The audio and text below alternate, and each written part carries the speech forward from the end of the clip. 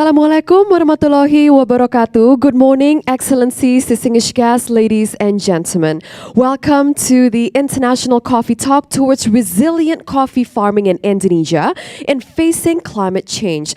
Selamat pagi dan selamat datang kepada seluruh audiens yang sudah hadir dalam acara International Coffee Talk. Acara ini diselenggarakan secara virtual dan ditayangkan langsung di beberapa platform media seperti YouTube dan juga Instagram Bank Indonesia Jawa Barat dan juga SCAI. Nama saya Amelia Yahya dan saya senang sekali bisa berada di sini. I'm so incredibly honored to be here to be a part of this incredible event. Mewakili host kami, izinkan saya untuk mengucapkan terima kasih sebesar-besarnya atas kehadiran dan juga partisipasi Anda hari ini.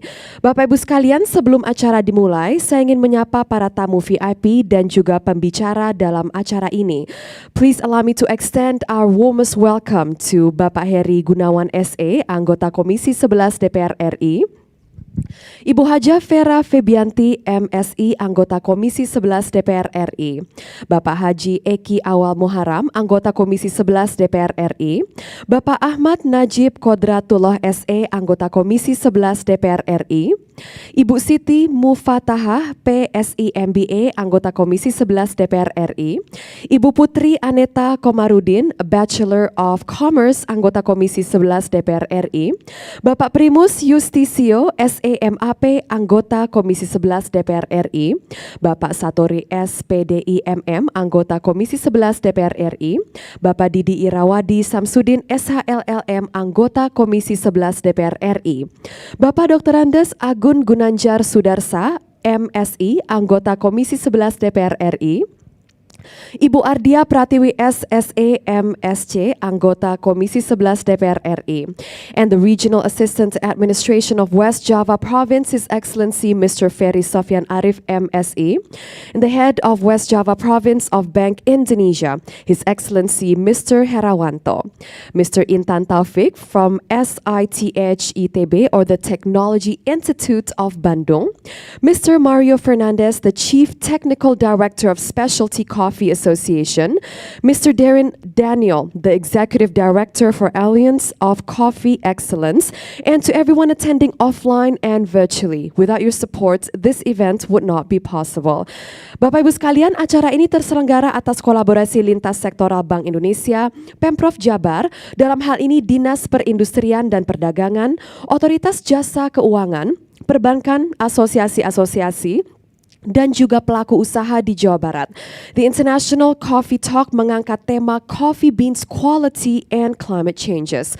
Begitu pentingnya tema ini untuk dibahas karena dengan situasi global seperti saat ini, para petani dan pelaku usaha kopi perlu teredukasi terhadap perubahan iklim yang berpengaruh terhadap produksi kopi itu sendiri. Bagaimana menyiasatinya dan juga solusinya? Nah, itulah yang akan kita bahas bersama-sama dalam seminar ini.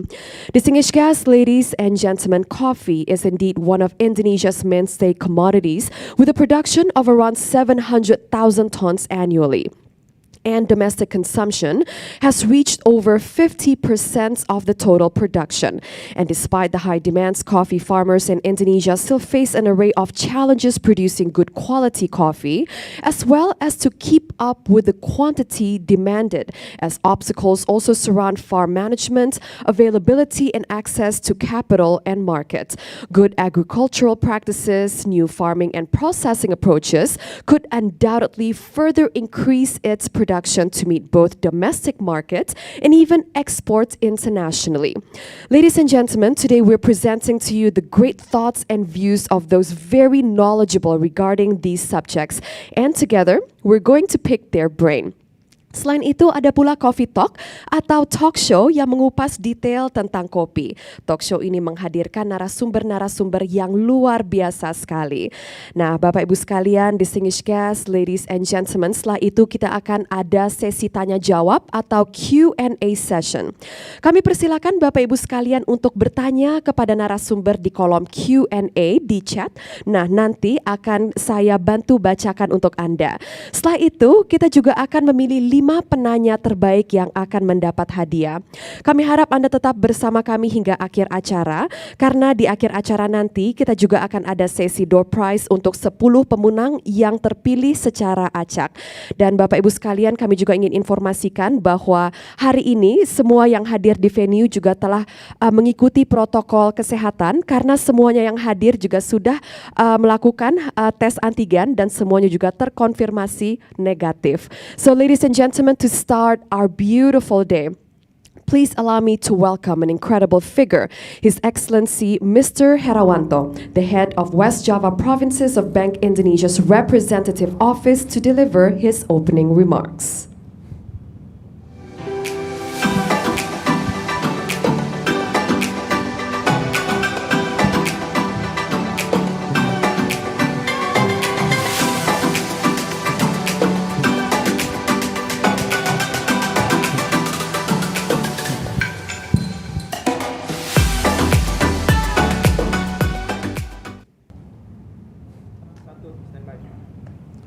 The Excellencies, members of the Commission 11, the House of Representatives of the Republic of Indonesia, Mr. Heri Gunawan, Mr. Akun Gunajar Sudarsa, Mr. Ahmad Najib Kodatullah, Mr. Satori, Mrs. Vera Febianti, Mr. Eki Awal Muharo, Mrs. Putri Aneta Komarudin, Mrs. Siti Mufatahah, Mr. Didi Irawadi Syamsuddin, Mrs. Ardia Pratiwi, and Mr. Primus Justisio. The Honorable Guest, Regional Assistant Administrator of West Java Province, Mr. Ferry Sofwan Arif, Head of Regional Office OJK West Java, Mr. Indarto Budi Witono, my Deputy, Mr. Bambang Pramono, and Heads of Cirebon and Tasikmalaya Offices, Mr. Bakti Artanta and Mr. Darjana. Head of West Java Industry and Trade Department, Mr. Muhammad Arifin Sujayana, Head of West Java Cooperatives and Small Enterprise Department, Mr. Kusmana Hartaji, and the Head of West Java Province Plantation Service Department, Mr. Penny Bahtiar, Chair of Specialty Coffee Association of Indonesia, Mr. Daryanto Witarsa. Our speakers, Mr. Intan Taufik, Mr. Mario Fernandez, and Mr. Darin Daniel, heads of the banking industries in West Java, medium, small, micro enterprises, entrepreneurs, the partners of Bank Indonesia, and distinguished ladies and gentlemen attending this international coffee talk offline and online. Assalamualaikum warahmatullahi wabarakatuh. Om Swastiastu, Namo Buddhaya, Salam, Sampurasun. First of all, let us express our gratitude to the Almighty God as we are able to meet in this session of International Coffee Talk as an important part of our event today, the Cup of Excellence Award Ceremony, Auction, and Coffee Festival, a series of sessions in such prestigious competition event to select high-quality coffees to be known in the world. And it's important to notice that this Cup of Excellence is ranked as one of the highest level event in the specialty coffee industry world. Furthermore, we gladly and proudly inform you that this event is the first one held in Indonesia. In addition to that, it becomes more special one when you find that this event is also part of the Road to G20 events during Indonesia's G20 presidency in 2022. Honorable ladies and gentlemen, first of all, I will start my word with a short story about a better picture of our global economic development, which has given a positive impact on global trade, including an increasing demand for commodities coming from Indonesia, from nickel to gold, from CPO to coffee beans, and so on. Those upward trends in commodity prices are expected to increase further in 2022, a such good sign for our national exports. A better picture is also shown in West Java, which is the third largest economic contributor in the country, with its share around 13.5% in 2021. In the midst of uncertainty due to the ongoing prolonged pandemic, the West Java economy has been able to survive and even showing a sign of readiness to grow even higher in 2022. Due to the continuity of having the dynamic balancing strategy between health approach and economic approach during the pandemic. With such strategy applied throughout the province, we believe that the economic recovery of West Java will continue its positive trend in 2022. Taking into account our latest promising leading indicators, as well as knowing the continuing supportive accommodative policies coming from Bank Indonesia, from central and local governments, as well as from OJK and from other authorities, the West Java economy in 2022 we predict could grow around 5 to 5.8% year on year. Honorable ladies and gentlemen, that better picture as a sign of the economic recovery must be maintained carefully, and even more must be seen as an opportunity to grow even faster. One way or another, we together should push the economic growth, including through increasing the export of our various commodities, while at the same time promoting import substitution. Such strategy will not only support a stronger economic growth, but also narrow the current account deficit. One of those potential export commodities is coffee commodity that is suitable not only for export, but also as an import substitution. High-quality coffees has proven its superiority in penetrating the export market, especially the specialty coffee market. The specialty coffees also have a good potential buyers and customers in the domestic market as the coffee consumption in the country becomes more and more as a part of the lifestyle. Therefore, could substitute the imported coffee sold in the cafes and hotels, especially in big cities. Thus, the high-quality coffees coming from this country and traded globally as well as marketed domestically potentially will contribute positively in improving our trade balance and balance of payments postures. Talking about coffee, currently Indonesia is still ranked 4th of the largest coffee exporters, reaching around 763 million US dollars, while at the same time coffee imported from abroad to Indonesia are recorded at 31.72 million US dollars. Having its geographical benefits, Indonesia has a good chance to strengthen its exports, aiming to achieve the coffee export at the level of Vietnam's or even later at the level of Brazil's. For domestic markets, the potential of having more domestically coffee domination in the market is quite big. From cafes in big cities to coffee stalls in rural areas, the specialty coffees has more opportunities to expand and reach its new customers, since the domestic customers' understanding of the qualities become better from time to time. Therefore, it will give us benefits if we further strengthen the coffee industry in the country. When I mention us and we, it means all of us together, hand in hand supporting the coffee industry. And one kind of the support is organizing and having such this Cup of Excellence event. Why COE? Since we believe that COE is an important part of our efforts in developing the coffee industry, particularly in selecting and finding the best ones of our specialty coffees in order to be known and more consumed either globally or domestically. At this prestigious COE event today, 26 coffees from various regions in Indonesia have been selected as COE winners and 6 coffees as national winners. COE winners are coffees with at least 87 cupping score in order to fulfill the minimum standard for attending the international auction session.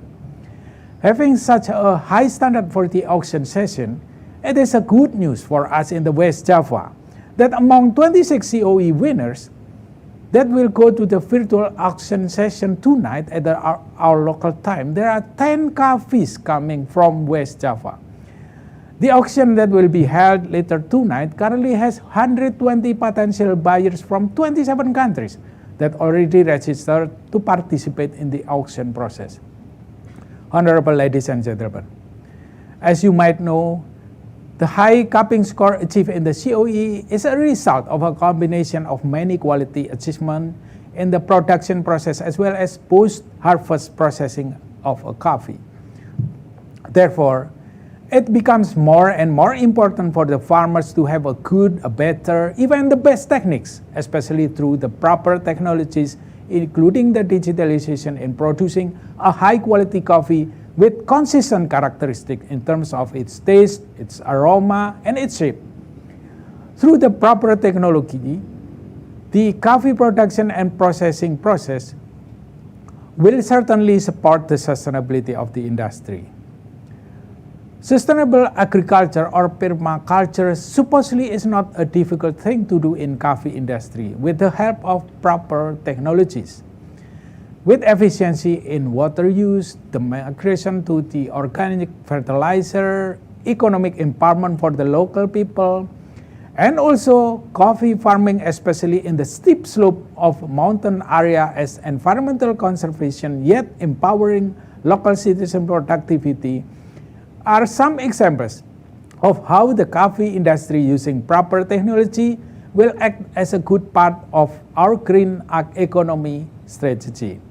As examples, among 10 COE winners from West Java, 2 of them, namely One Indonesia Coffee and Mahkota Coffee, have implemented certain coffee cultivation techniques and technologies based on the spirit of environmental conservation. In the long run, by having such COE events, the outcome will be, first, improving the quality of Indonesian coffee so that it will be able to compete more in the international markets. Second, optimizing Indonesian coffee exports in the global markets and encouraging substitution of coffee imports to the local one in the domestic markets, as well as third, developing sustainable coffee farming in order to support sustainable agriculture as an important of our green economy strategy. The issue of a green economy, we know, is also one of the G20's theme during Indonesia's presidency in 2022. Honorable ladies and gentlemen, of course, the Bank Indonesia offices in West Java, from the coordinator office in Bandung to PIC Cirebon and Tasikmalaya offices, we together with our various stakeholders will always collaborate and synergize to support the development of our agriculture, small, medium, micro enterprises clusters, including coffee clusters, so that they are able to expand and excel their business, have better superior quality products, and able to penetrate the global market. Going forward, we commit to continue collaborating with all of Pentahelix components of the society, especially those in West Java, in supporting the coffee industry as a part of our increasingly important agriculture industry. Such commitment is in line with at least one of 5 recommendations to accelerate the economic recovery that we have provided since 2020 to the local government. In particular, at the recommendation points of the need to support and strengthen the supply side, including supporting and strengthening the medium, small, micro enterprises or entrepreneurs as the clusters. Honorable ladies and gentlemen, as a closing, I would like to show our highest gratitude to various parties who have supported this event. First is to Specialty Coffee Association of Indonesia, SCAI, as our important co-host in this event. Also, West Java Provincial Government as our important counterpart, and to the OJK as the Financial Service Authority and the banking industries, the small, medium, micro enterprises supporting this event, as well as coffee observers and other related parties attending this event offline and online. I do hope for the success of the 2 days event that will benefit all of us now and in the future. Together, let's ensure that the economy continues to grow stronger through having an optimism of a bright future while maintaining necessary health protocols. May the God Almighty support us in contributing the best for the West Java, for our homeland, for the nation, and for the world. Synergizing and collaborating more intensively and strategically in 2022 and forward is a must for the better economy, the better future of us. As the G20's motto, we recover together, recover stronger. Now, let's sip a cup of coffee from West Java, from specialty coffee beans, for a best taste of the Arabica, from a cup of a coffee coming from West Java's mountains. Thank you. Wabillahi taufiq wal hidayah. Walahul muwafiq ila aqwamit thoriq. Wassalamualaikum warahmatullahi wabarakatuh.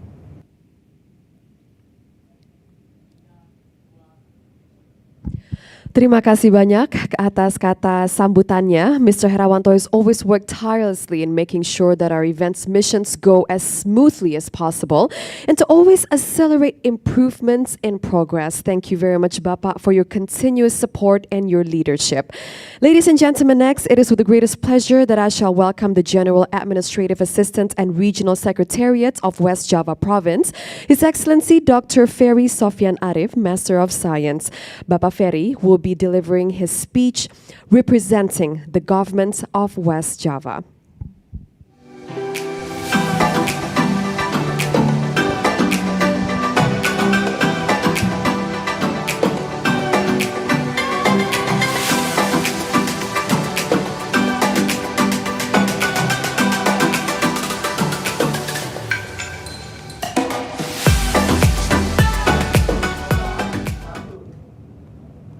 Good morning. Allow me to deliver speech of government of West Java on opening remarks International Coffee Talks with theme Coffee Beans Quality and Climate Change. Assalamualaikum warahmatullahi wabarakatuh. Sampurasun, Shalom, Om Swastiastu, Namo Buddhaya, Salam Kebajikan. Yang terhormat Bapak Ibu anggota Komisi 11 DPR RI, Bapak Heri Gunawan, SE, Ibu Hajah Vera Febianti, MSI, Bapak Haji Eki Awal Muharam, Bapak Ahmad Najib Kodratullah, SE, Ibu Siti Mufatahah, PSI MBA, Ibu Putri Aneta Komarudin, Bapak Primus Justisio SEMAP, Bapak Satori SPD IMM, Bapak Didi Irawadi Samsudin SHLLM, Bapak Dr. Agun Gunanjar Sudarsa MSI, Ibu Ardia Pratiwi SEMSC, kemudian Bapak Herawanto, the Head of West Java Province of Bank Indonesia, Bapak Intan Taufik from the ITB, and Mr. Mario Fernandez, and then Mr. Darren Daniel, and also our colleagues, Head of Industry and Trade Office of Provincial West Java, Head of SMES and Cooperative Office of West Java. Excellencies, distinguished guests, ladies and gentlemen, good morning. First of all, on behalf of the government of West Java and the people of West Java, I appreciate all parties involved in the holding of this event. We should be grateful even though the pandemic is not over. The current situation is relatively better than at the peak of the Delta wave in June of last year. During the pandemic, we see that the agriculture sector, especially the plantation subsector, is one of the subsectors that are not to impact even become no of the support of the West Java economy. One of the commodities we are promoting and expanding the export is coffee. In 2019, there were 36 West Java leading coffee, and some have also collaborated with Specialty Coffee Association of Indonesia. In 2020, Indonesia became a fourth coffee producing country with production of more than 762,000 tons after Brazil, Vietnam, and Colombia. For the last 10 years, the volume of coffee exports increased with the average growth of 4.77% per year. West Java geographic location strongly support coffee development. It has produced a lot of specialty coffee. For example, Pranger Java coffee that has been very famous for taste and aroma. Pranger Java coffee has carved many achievements at the national or international levels. For example, Gunung Puntang Coffee has been champion of the Specialty Coffee Association of America. In Expo on 2016 in Atlanta, and Gunung Malabar Coffee Champions of Melbourne Mice Filter Coffee in Australia. Currently, Arabica and Robusta coffee origin in West Java is becoming a target in the international market because it has a distinctive and unique taste. We are very confident that the quality and taste of coffee origin in West Java is more than able to compete in the international market. Alhamdulillah, thanks God, yesterday on January 26, the national coffee cropping movement was initialized by the Minister of Agriculture, which aimed to increase the area of land that can be used by the community for coffee cultivation. We are currently dealing with the issue of climate change. The impact generated will be very influences on our life in the future. If we do nothing and ignore this issue, the condition of the next few years will be the consequences. For example, temperature increase sharply, spread of disease uncontrolled, disaster happens everywhere, and so on. Indonesia, as the president of the G20, can strengthen the nation's role to actively participate in supervising the implementation of government and G20 policies, especially related to green economy. West Java Province government in implementation of green economy, firstly, making of solar cells in Jafar Lakes by Masdar, a company originally of the United Arab Emirates. Secondly, development of Bandung Raya electricity power plant made from waste. Third, electric car, which is part of Jabar's economic transformation into renewable energy. Furthermore, I am head of Association of Regional on Gas Produce Energy in Indonesia, and West Java has been a private area in Indonesia that successfully realized interest participation by 10%. I hope the communities of West Java, Indonesia, and the world will be more aware in conserving the environment because it's our responsibility. Let's boost innovation and collaboration for a better world. Thank you for your attention. Have a good day. Billahi taufiq wal hidayah. Wassalamualaikum warahmatullahi wabarakatuh. Government of West Java, Muhammad Ridwan Kamil.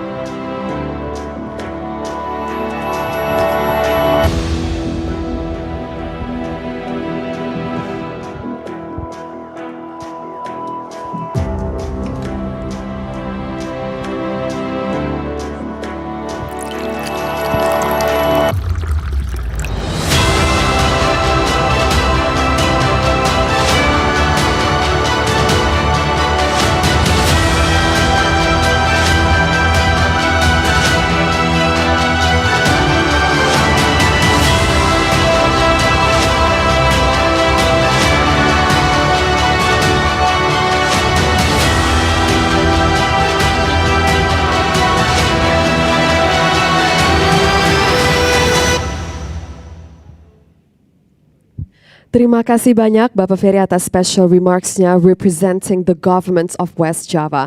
Kualitas tinggi dan kekayaan varian yang dimiliki kopi Jawa Barat pasti dapat lebih bersinar lagi di panggung dunia. Terima kasih Provinsi Jawa Barat for your incredible efforts memperbesar produksi kopi di Indonesia ini.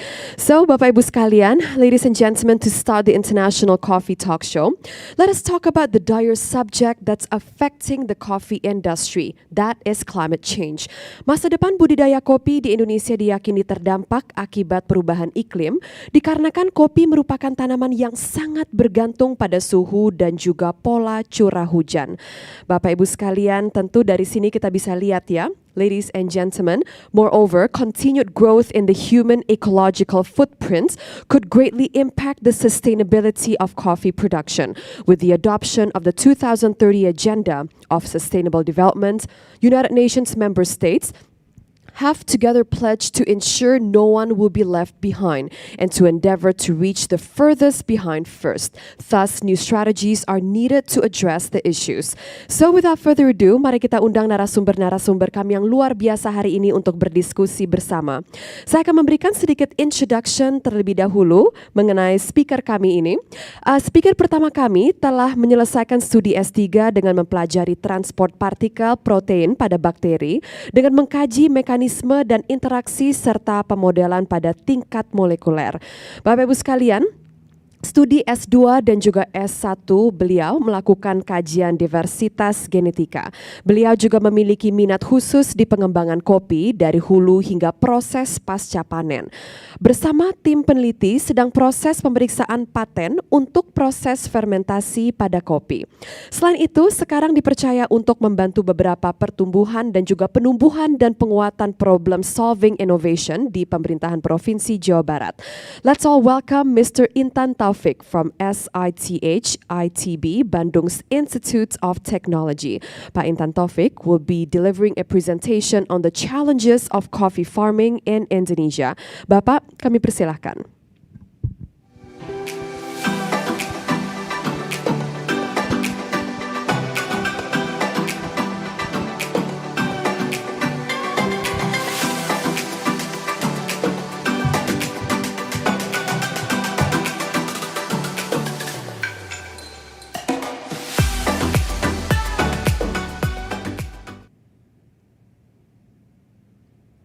Oh, Pak Intan, I hope that you're doing well, and we're so very excited to be hearing your presentation. And that is it's a very good subject, very important subject regarding the challenges of coffee farming in Indonesia. So the floor is yours. Thank you. Thank you for having me. Thank you to all of the people here who are giving their time to be here and be participating in this event. So I will be delivering my talks in Indonesia or campur-campur in also in English. Yes? Oke. Baik, Bapak dan Ibu sekalian, terima kasih atas kehadirannya. Mungkin izin saya di sini akan menceritakan beberapa hal terkait tantangan pada perkebunan atau pertanian kopi di Indonesia khususnya. Baik, mohon izin untuk next slide.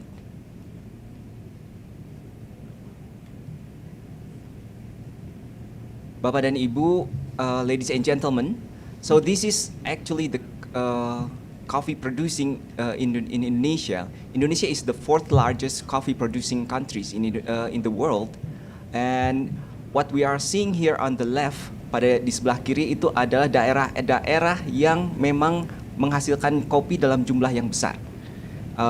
Namun demikian, saya ingin mengarahkan perhatian Bapak Ibu sekalian atau teman-teman juga ini ke gambar yang sebelah kanan.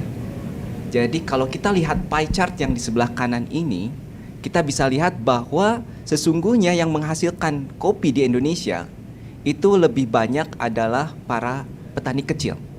Ya, sekitar 98% kopi dihasilkan oleh para petani yang kecil ini, bukan oleh petani perkebunan swasta maupun perkebunan negara.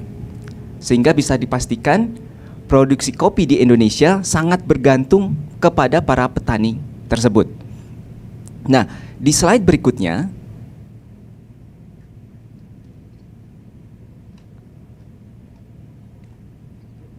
ini saya ingin beberapa menunjukkan khususnya di Jawa Barat apa permasalahan dari produktivitas kopi di Jawa Barat maupun nasional, yang notabene the national productivity is very dependent on the smallholder plantation.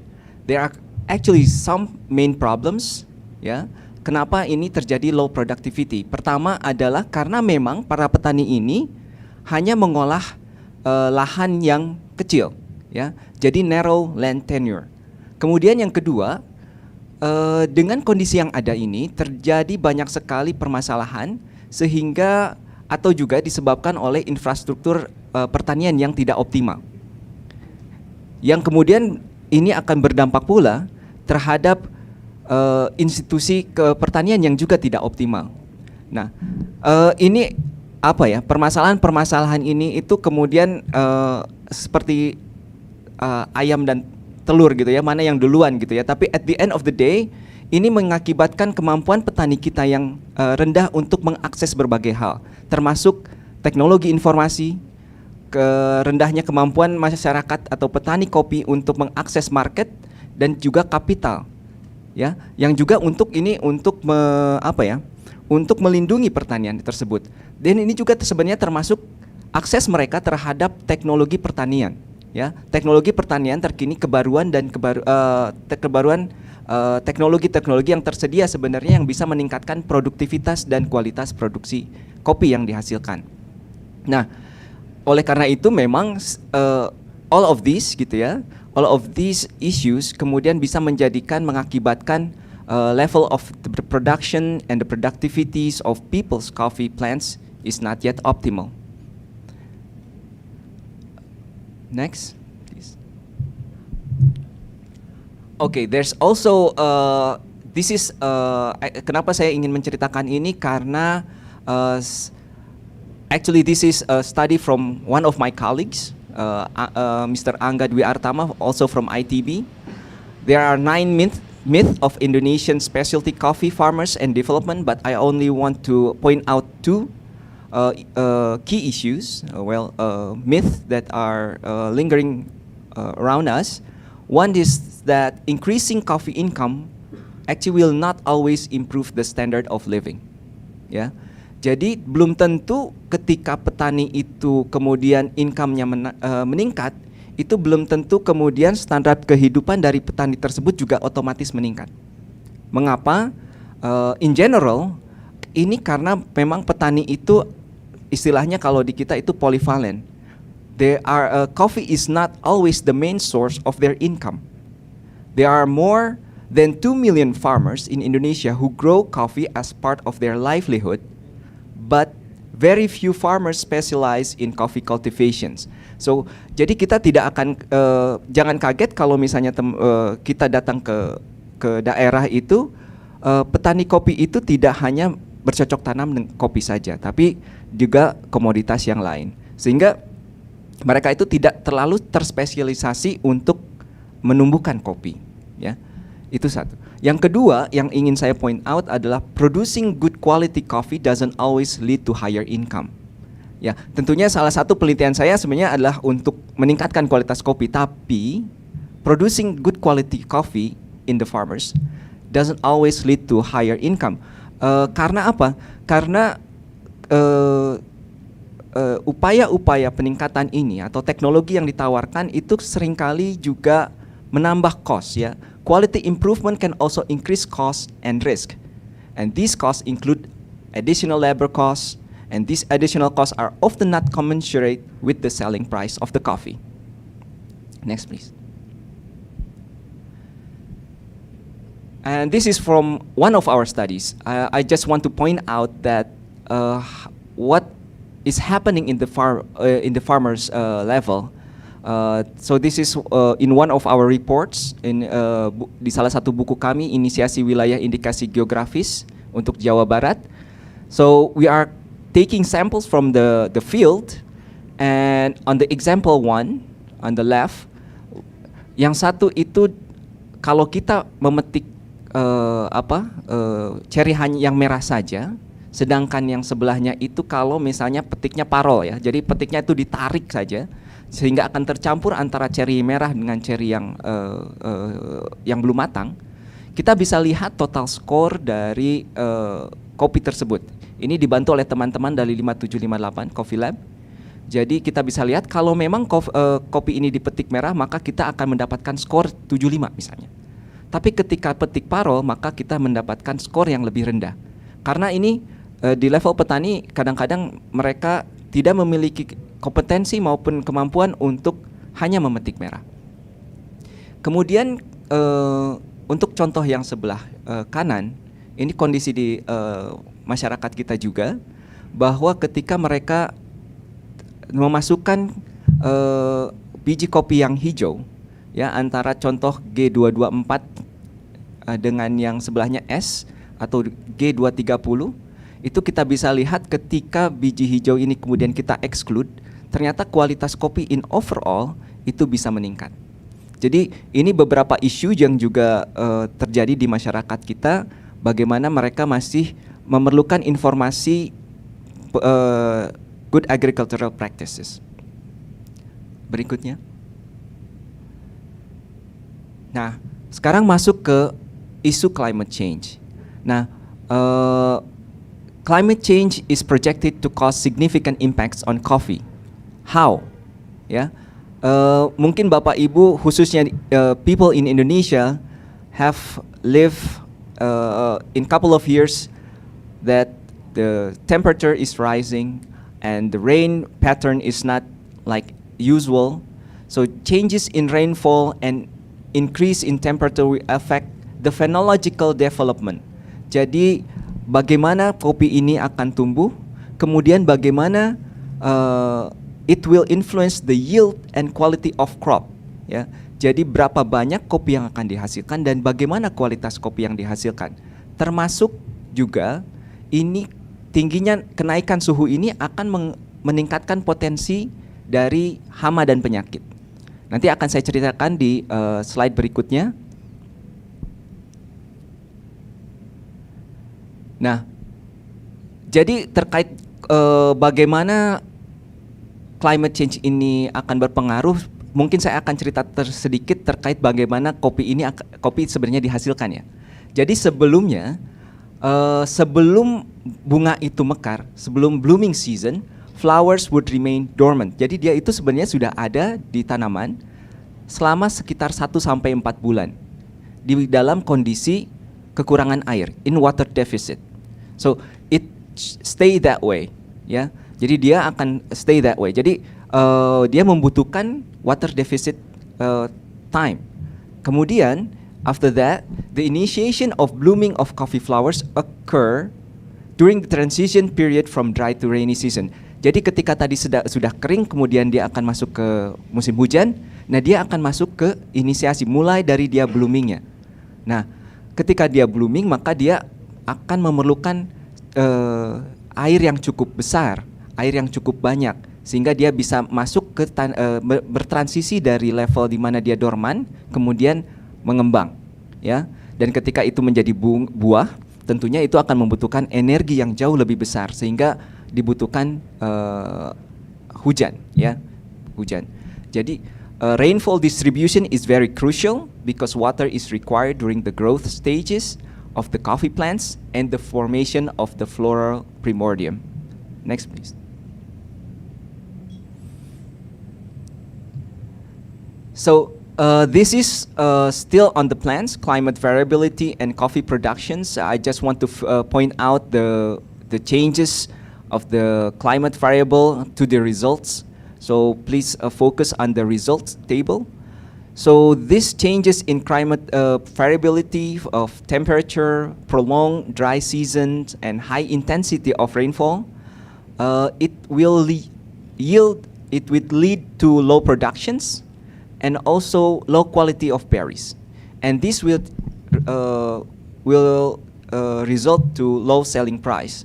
So the vegetative phase tends to be more sensitive to changes in temperature, while the generative phase was highly dependent on rainfall intensity and pattern. Next, please. So I told you before that this climate change will affect on the pests and diseases.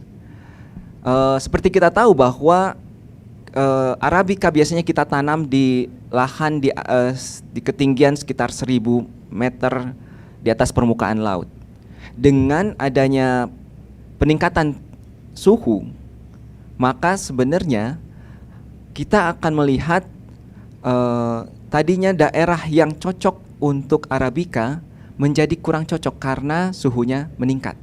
Ya, salah satunya adalah karena memang lahannya secara kurang sesuai. Tapi di sisi lain sebenarnya ada tantangan tersendiri adalah serangga yang biasanya tidak muncul pada ketinggian tertentu karena suhunya cukup dingin, maka dengan kenaikan suhu ini mereka akan bisa berkembang dengan lebih mudah di ketinggian. Ya, jadi ketika adanya peningkatan suhu, warmer temperature, itu juga akan memungkinkan serangga-serangga yang tadinya kita tidak temukan di ketinggian, di mana Arabica itu cocok gitu ya, dan tidak diserang oleh hama, ini mulai mereka bisa naik ke daerah tersebut. Ya, the warmer temperature may shorten also the insects' life cycle, so that it may increase the populations. Ya, contohnya yang sebelah kiri adalah coffee berry borer atau PBKO dalam bahasa Indonesia, and we already seen that these coffee borers are getting higher in the mountains, and the final impacts that the berries are underdeveloped and turn yellow or full of borers and eventually aborted. We cannot use it. And there are also other disease like coffee leaf rust. So this is the increase of humidity will support the development. So like I said before, the climate change will also change the temperature, but also changing the water. And the final impact, we can see that a lot more of coffee will be more prone to this kind of disease. Next, please.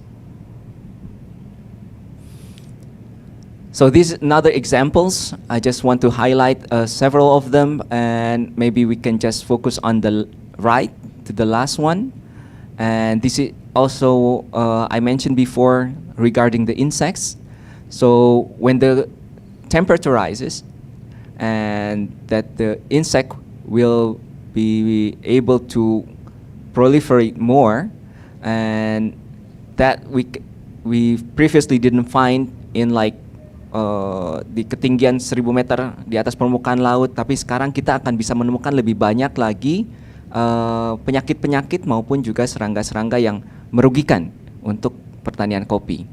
So the final impact that will be flower buds and flowers and berries will die. Next, please.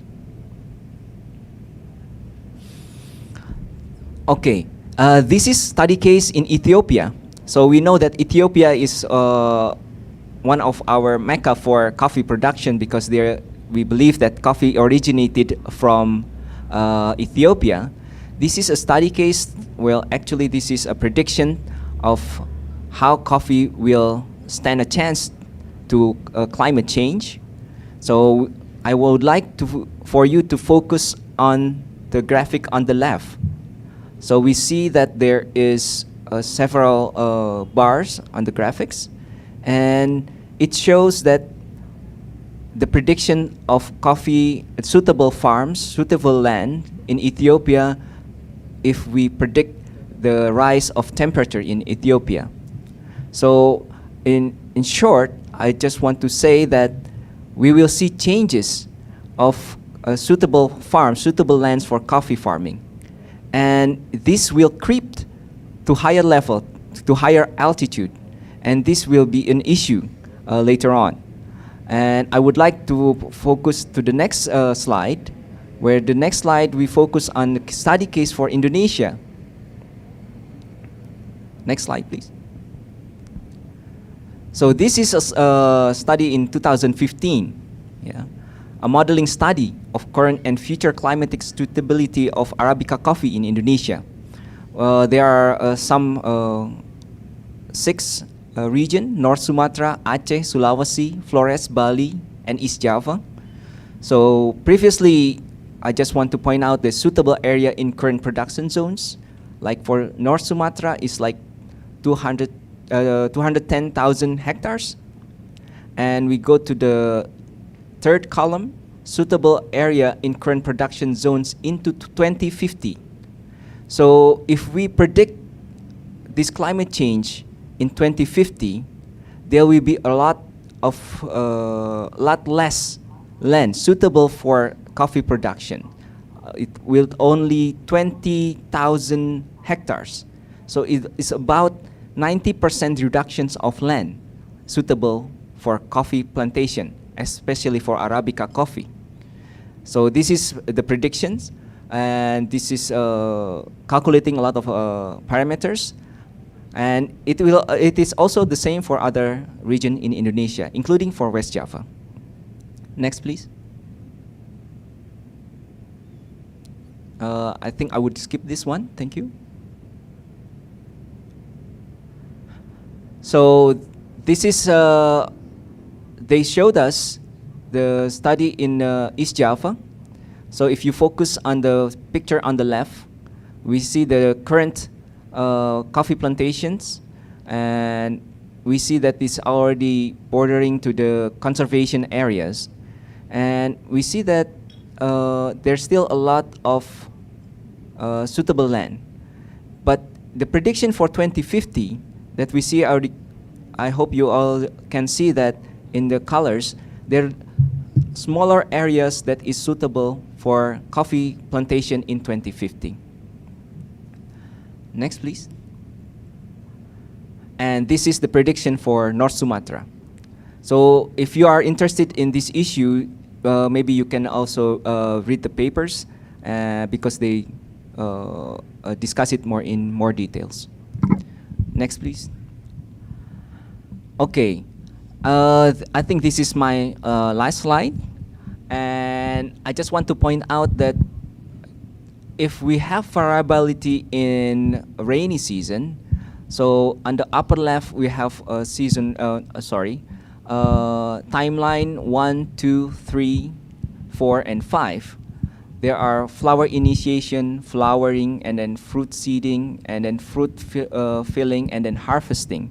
So this is very well correlated with the availability of water, so the rainy season.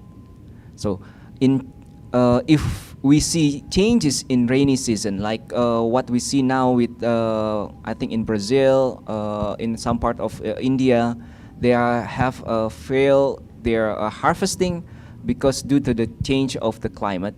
And if this occurs more frequently, it will surely also affect the coffee production in Indonesia.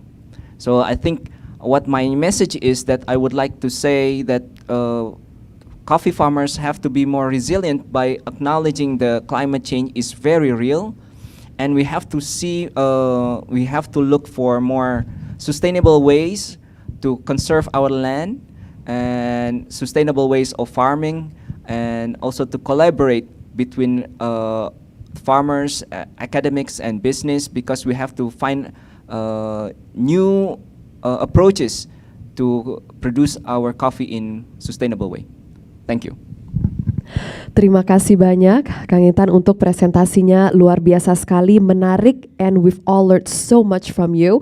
Berarti ini dampak perubahan iklim ini benar-benar semakin nyata Kang Intan ya, terutama karena kita semua salah satu cara yang paling efektif untuk melawan dampak perubahan iklim ini adalah untuk kita bersama-sama berkomitmen mengimplementasikan sistem keberlanjutan atau sustainability. That's right. Iya, terima kasih banyak Kang Intan. Nah, itulah tadi Bapak Ibu sekalian, masa depan kita semua bergantung bagaimana kita melangkah lebih jauh dengan komitmen keberlanjutan atau sustainability. And next, let us all welcome Mr. Mario Fernandez, the Chief Technical Director of Specialty Coffee Association. Please allow me to tell you a little bit about Mario. From a coffee producing family in Mexico, Mario has worked with coffee for over 27 years. His experience includes different positions along the coffee value chain, universities and nonprofit organizations focusing on coffee flavor, coffee quality, coffee processing, and producer education. Mario combines his experience in the industry with a passion for scientific research about coffee flavor and how it is generated. He holds a PhD degree in food science from the University of Otago in New Zealand, a Master of Food Science from the University of Montpellier II of France, and a Bachelor of Science of Food Technology from Universidad de las Americas Puebla of Mexico. And today he'll be discussing coffee cultivation techniques, the impact of climate change on coffee production. Mario, we're so excited to have you here. The floor is yours. Thank you very much. Allow me to share my screen, please.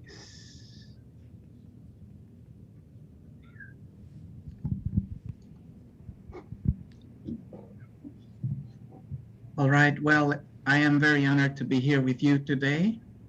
And so I will be speaking about, I will be complementing the prior presentation, speaking about the part of the problem, but also offering or trying to offering some solutions. Of course, as you might imagine, all effective solutions pass through investment. Right, so let me start by sharing some insights from a report produced by quite a few organizations, including the Specialty Coffee Association. And in this report, produced in 2019, we identified 5 big issues facing coffee due to climate challenges. One of them was already mentioned. It's the loss of suitable area for coffee production and shifts to higher altitudes. As you might imagine, there are places where you can move coffee to higher altitudes, but there are other places where there are no longer any higher altitudes and you are reaching the summit of the mountain ridges, so there's no more room to move. And also, as you move higher up, you lose surface and you are starting to damage the cloud forests that are usually above the coffee line in the mountains. Then, of course, we have increased water stress because we have more torrential rains and more erratic rains. This increased water stress, as it was pointed out, affects flowering, setting, and fruit developing. And that's the second big issue. We have poor flowering and cherry development due to rising temperatures and also due to the erratic and torrential rains. This is going to impact the vulnerability of smallholders and particularly women farmers. So we must remember that amongst all coffee producers, the most vulnerable to climate change are going to be very smallholders and particularly women farmers. And as also it was pointed out, we are going to experience increased outbreaks of pests and diseases. So this other study shows the forecast of the loss of suitable area by country and by coffee species by 2050. This, of course, is a prediction. You can see in the case of Indonesia, Indonesia is one of the countries losing more surface for Robusta. About 70% of the current surface for Robusta might be non-suitable for coffee by 2050. But in the case of Arabica, perhaps Indonesia is one of the more fortunate countries. Only about 50% of the current Arabica land might be non-suitable for coffee by 2050. It would be very interesting to see if this compares to the in-countries predictions at all. But at any rate, maybe even if the figures are off, well, the outlook is not very promising, unfortunately. also the yields are expected to drop. So it's not just losing suitable land, it's also losing yield per hectare in the remaining lands. Now, one thing I would like to focus a little bit more is coffee quality. There have been many studies correlating climate change and coffee productivity and coffee yield, but there are not as many studies correlating climate change with coffee quality and coffee flavor. So let's remember that coffee quality is linked to many factors, and among those factors, some of them are climate related and linked to the climate change crisis. And so we have light exposure, altitude, water stress, temperature, availability of carbon dioxide, and nutrient management. All of these factors are likely to change due to the climate change and probably for the worse. Some of them not for the worse, but the combination is not good, unfortunately. This is a case study that we did in Mexico, in my home state of Veracruz.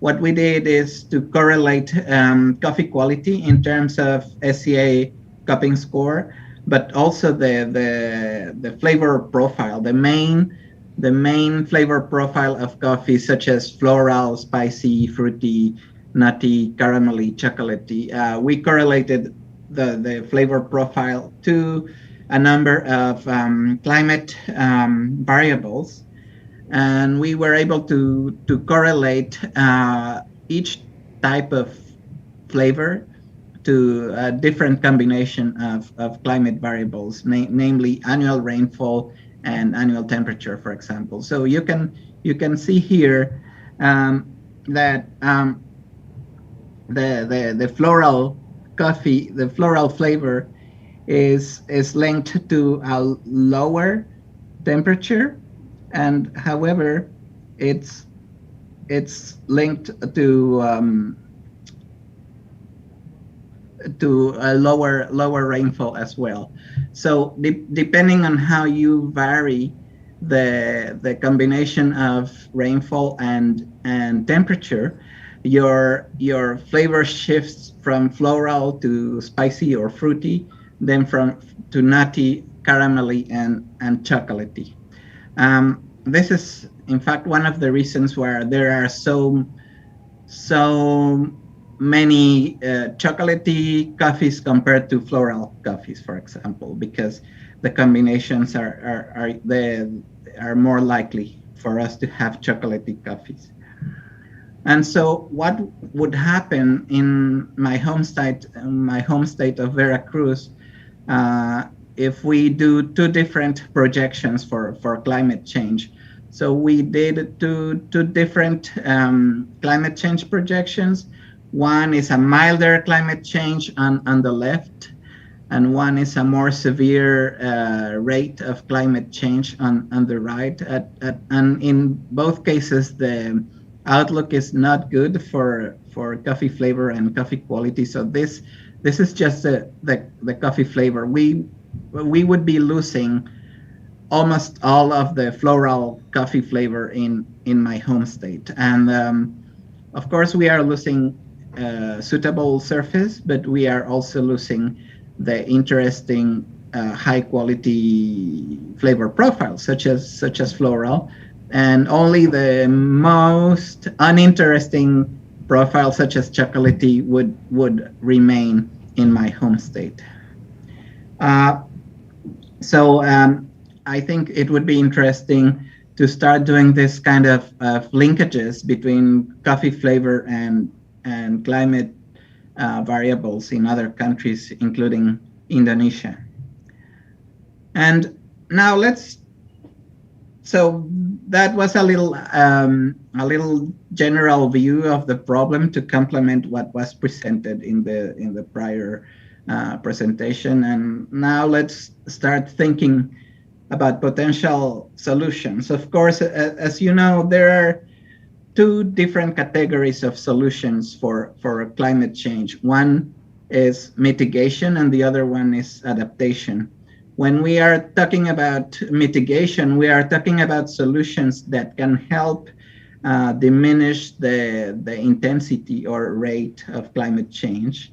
And when we are talking about adaptation, we are talking about solutions that help farmers adapt to the new conditions of climate.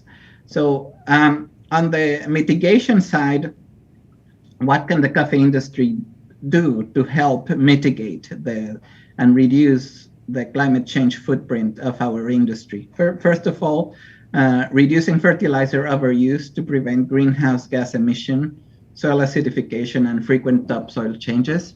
I would add here the improvement of soil health and organic matter and improving the soil health overall. This includes all the life in the soil. Second, reducing deforestation to help maintain carbon sinks. And third, reforesting riparian zones. These are areas near to streams, and introducing shade trees to increase carbon sinks. So shade trees, in fact, be it within the farm or outside of the farm, are very important as one of our actions we can do to mitigate climate change. And now, what actions can we do as an industry to adapt and increase our climate resilience? And these are very, very broad actions. Many of them cannot be done without the financial institutions and governments. First of all, it's further research on the impacts of climate change on coffee. We have seen some examples here, but this is a very dynamic situation, and we still don't know all what we need to know in order to be prepared. Second, site-specific on-farm and processing investments. These are things that we can do at the farm to be prepared and increase our resilience from the point of view of the farm. Third, designing and implementing financial mechanisms to facilitate investment in order to carry out those actions. Fourth, investing in adaptation, breeding, and development of more resistant coffee varieties. This is something that we are trying to do as a worldwide initiative through World Coffee Research, but certainly this is something that we can do at the national level because the locally developed varieties will be better adapted to the local conditions and the new climate. Fifth, strengthening national development and environmental policies. And sixth, strengthening farmer organizations for them to be more resilient and more efficient. So as you can see, the word investment is mentioned quite a few times. And well, we need to acknowledge that we cannot increase our resilience without spending money or without investing money, and those resources are prioritary and need to be allocated at a national level. Now, talking about the individual farms, what can I do on my farm to be prepared and increase my own resilience at my own farm level? So it was mentioned before in the earlier presentation, good agricultural practices, maintaining productivity in the face of suitability loss. And a very important agricultural practice here is to promote and improve soil health, protecting the organic matter of the soil and promoting the health of the microbes and little animals within the soil, which really increase the soil health. Shade trees are also very important. They help reduce the temperature within the the farm, and they help regulate the climate within the farm. They also create biodiversity that mitigates pests and diseases. Then coffee rehabilitation, that means we needed to start planting more resilient varieties, and these varieties should be more resistant to coffee leaf rust, of course, but also maybe resistant to drought or extreme temperatures. Crop diversification is also very important, not only because increasing the biodiversity is healthy for the farm, but because it's important for the farmer's vulnerability, right? So what are the right crops to include in the coffee farm? That largely depends on each region and each culture, but we can think about fruits, nuts, flowers, foliage, spices, and so on and so forth that can be intercropped with coffee and bring some additional income to the farmer. In some cases, it may be very wise to shift from Arabica to Robusta, especially in those cases where we are already located at, let's say, at the marginal areas for Arabica. I always say that I'd rather have a good Robusta than a bad Arabica in my farm, and it's very likely that high quality Robustas will be more and more sought after by the industry as this situation progresses. Irrigation is not common in many countries, but it can be the solution to the flowering problem in many cases. As it was said in the prior presentation, if we don't have the appropriate water regime, the coffee will not flower and the fruit will not set. But with irrigation, this can be solved. Of course, it's very expensive, but it's one of the better working investments. And we also need to consider that there are some other initiatives which have higher risks, such as shifting coffee to higher altitudes. This usually involves more environmental risk because the slopes are steeper, the surface is more narrow, and we are affecting protected areas here. And there's also adaptations at the processing level, but these need to be done with know-how. So let me now discuss some of those adaptations at the processing level. Concrete actions that we can do regarding coffee processing. One, of course, is to reduce fossil fuel usage. I don't know if there's anybody still using fossil fuels to dry their coffee in Indonesia, but it shouldn't be the case. Now we can fuel the dryers with coffee husk, which comes from the coffee itself. And there are more and more and better technologies for solar drying. So today, solar drying does not look just like putting the coffee on the patio.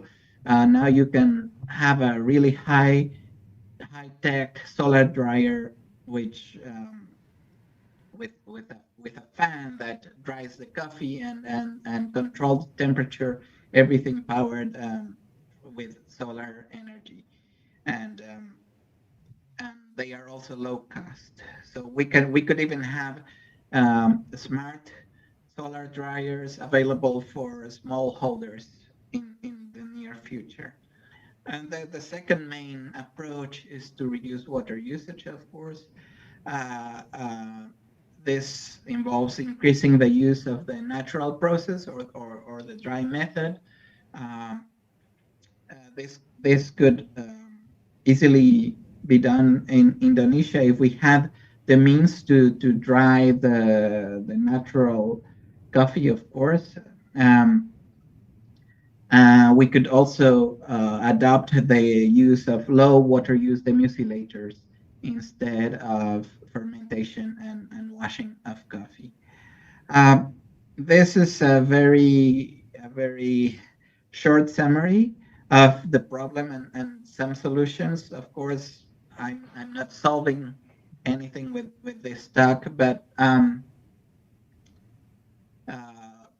think the best approach is to work together, as it was said before, and to remember that we must invest in our future if we want to increase our resilience.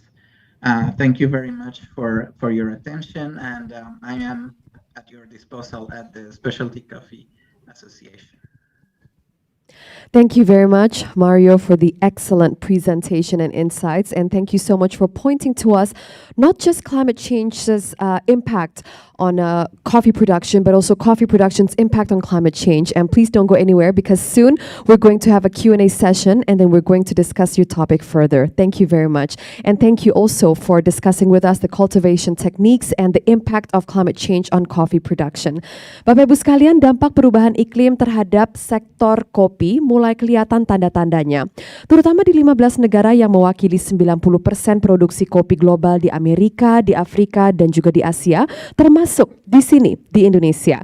Dengan demikian diperlukan penguatan yang baik, kapasitas khusus terutama dalam hal adaptasi teknologi. So next, ladies and gentlemen, let us all welcome Mr. Darren Daniel, the Executive Director of Alliance for Coffee Excellence, who manages the Cup of Excellence coffee competition in a growing number of coffee-producing countries around the world. His role is to advocate on behalf of farmers in all the countries they work with to ensure they are identified for excellence in quality and commitment. His presentation will be about Brazil crop failure and how it impacted the coffee trading, a retrospect with ACE projects in Brazil since 1999. Darren, we're so happy to have you here. The floor is yours.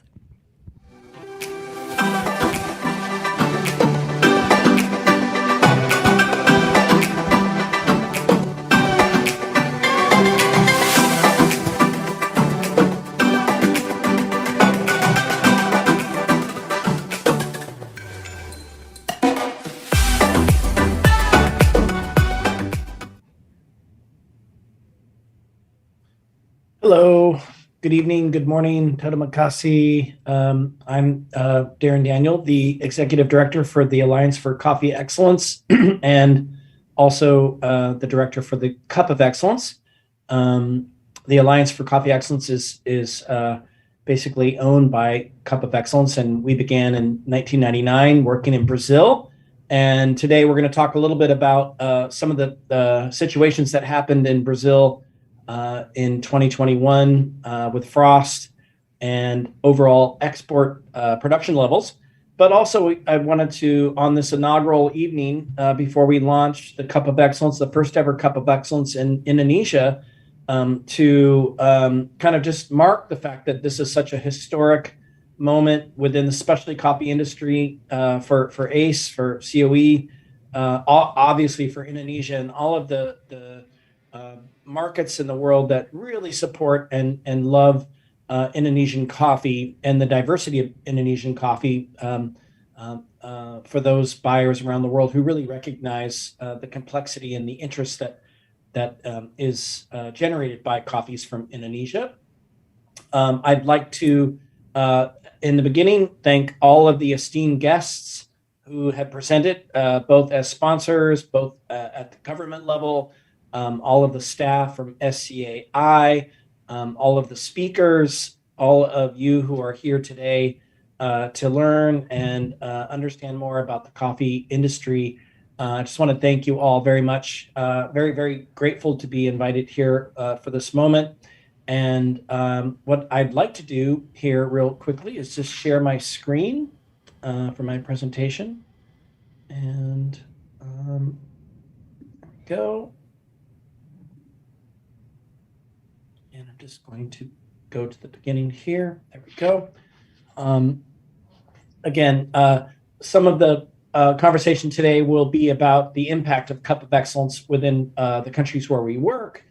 and also to discuss the disruption, historical disruption within Brazil for 2021 and how really effectively 2022 looks. And I'll preface my conversation by saying I am not an expert in analysis of coffee exports internationally. As a former coffee buyer, I certainly have a lot of knowledge and experience, but I'm merely going to present information that I think many of us have seen, but how does it impact what we do in the upper end specialty part of what Cup of Excellence represents, but also what it might represent for specialty in general. But I just wanted to make sure that I'm certainly not a professional expert in analysis.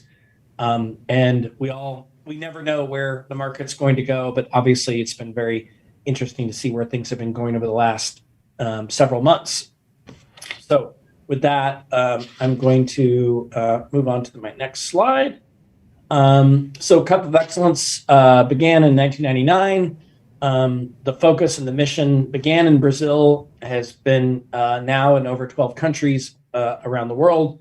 And the core mission is to recognize and reward excellence in coffee production. So a little bit about background, a little bit about our auction, a little bit about how the auction is a tool and a marketing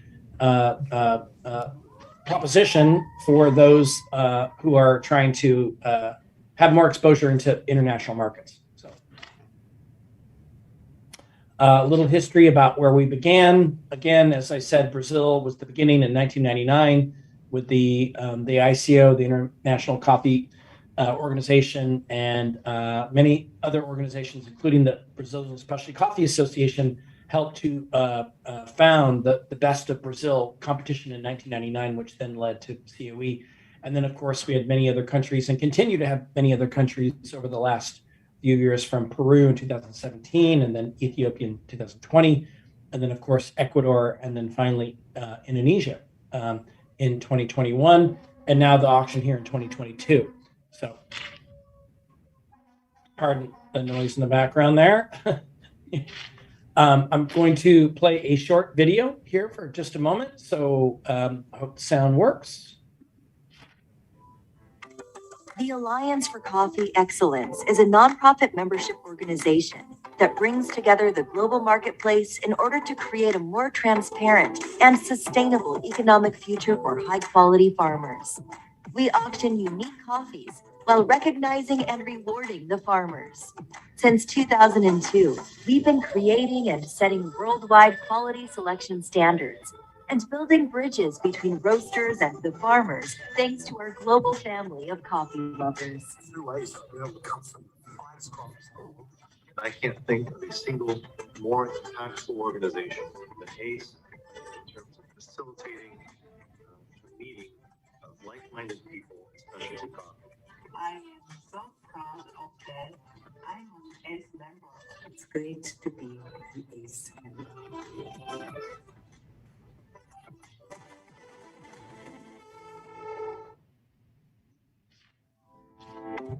Just a brief little intro to who we are and what we do, and just real quickly to note, as I mentioned at the beginning, ACE is the umbrella parent organization that owns and operates the Cup of Excellence, but we are under two different nonprofit statuses in the U.S. So that has given us in this past year some additional growth into foundational support and economic growth for the program.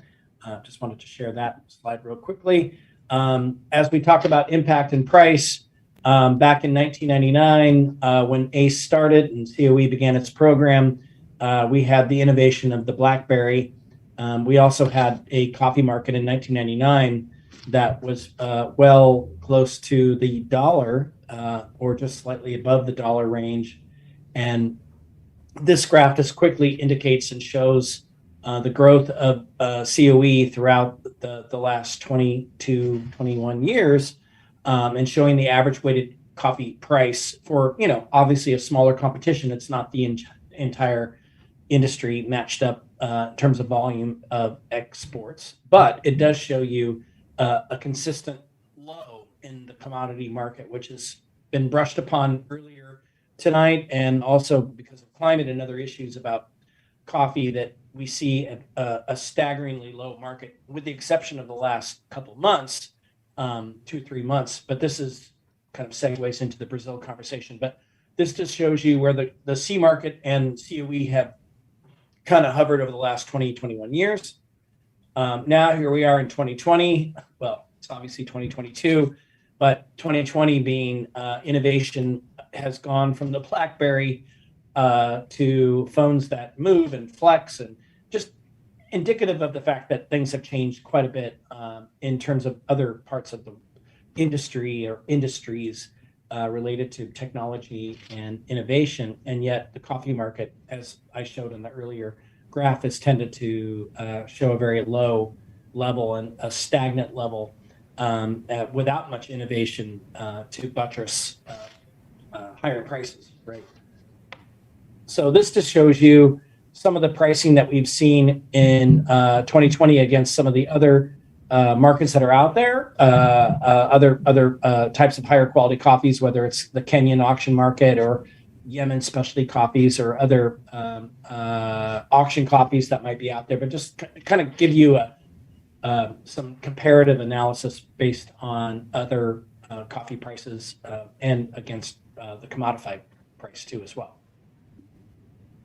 So it's critical in rewarding quality because it begins to start to tell the story. It begins to make connections between farmers and roasters and those that are interested in buying these coffees. The program, the competition itself is under a very strict protocol in terms of preparation of lots and the integrity of the program all the way from beginning to end.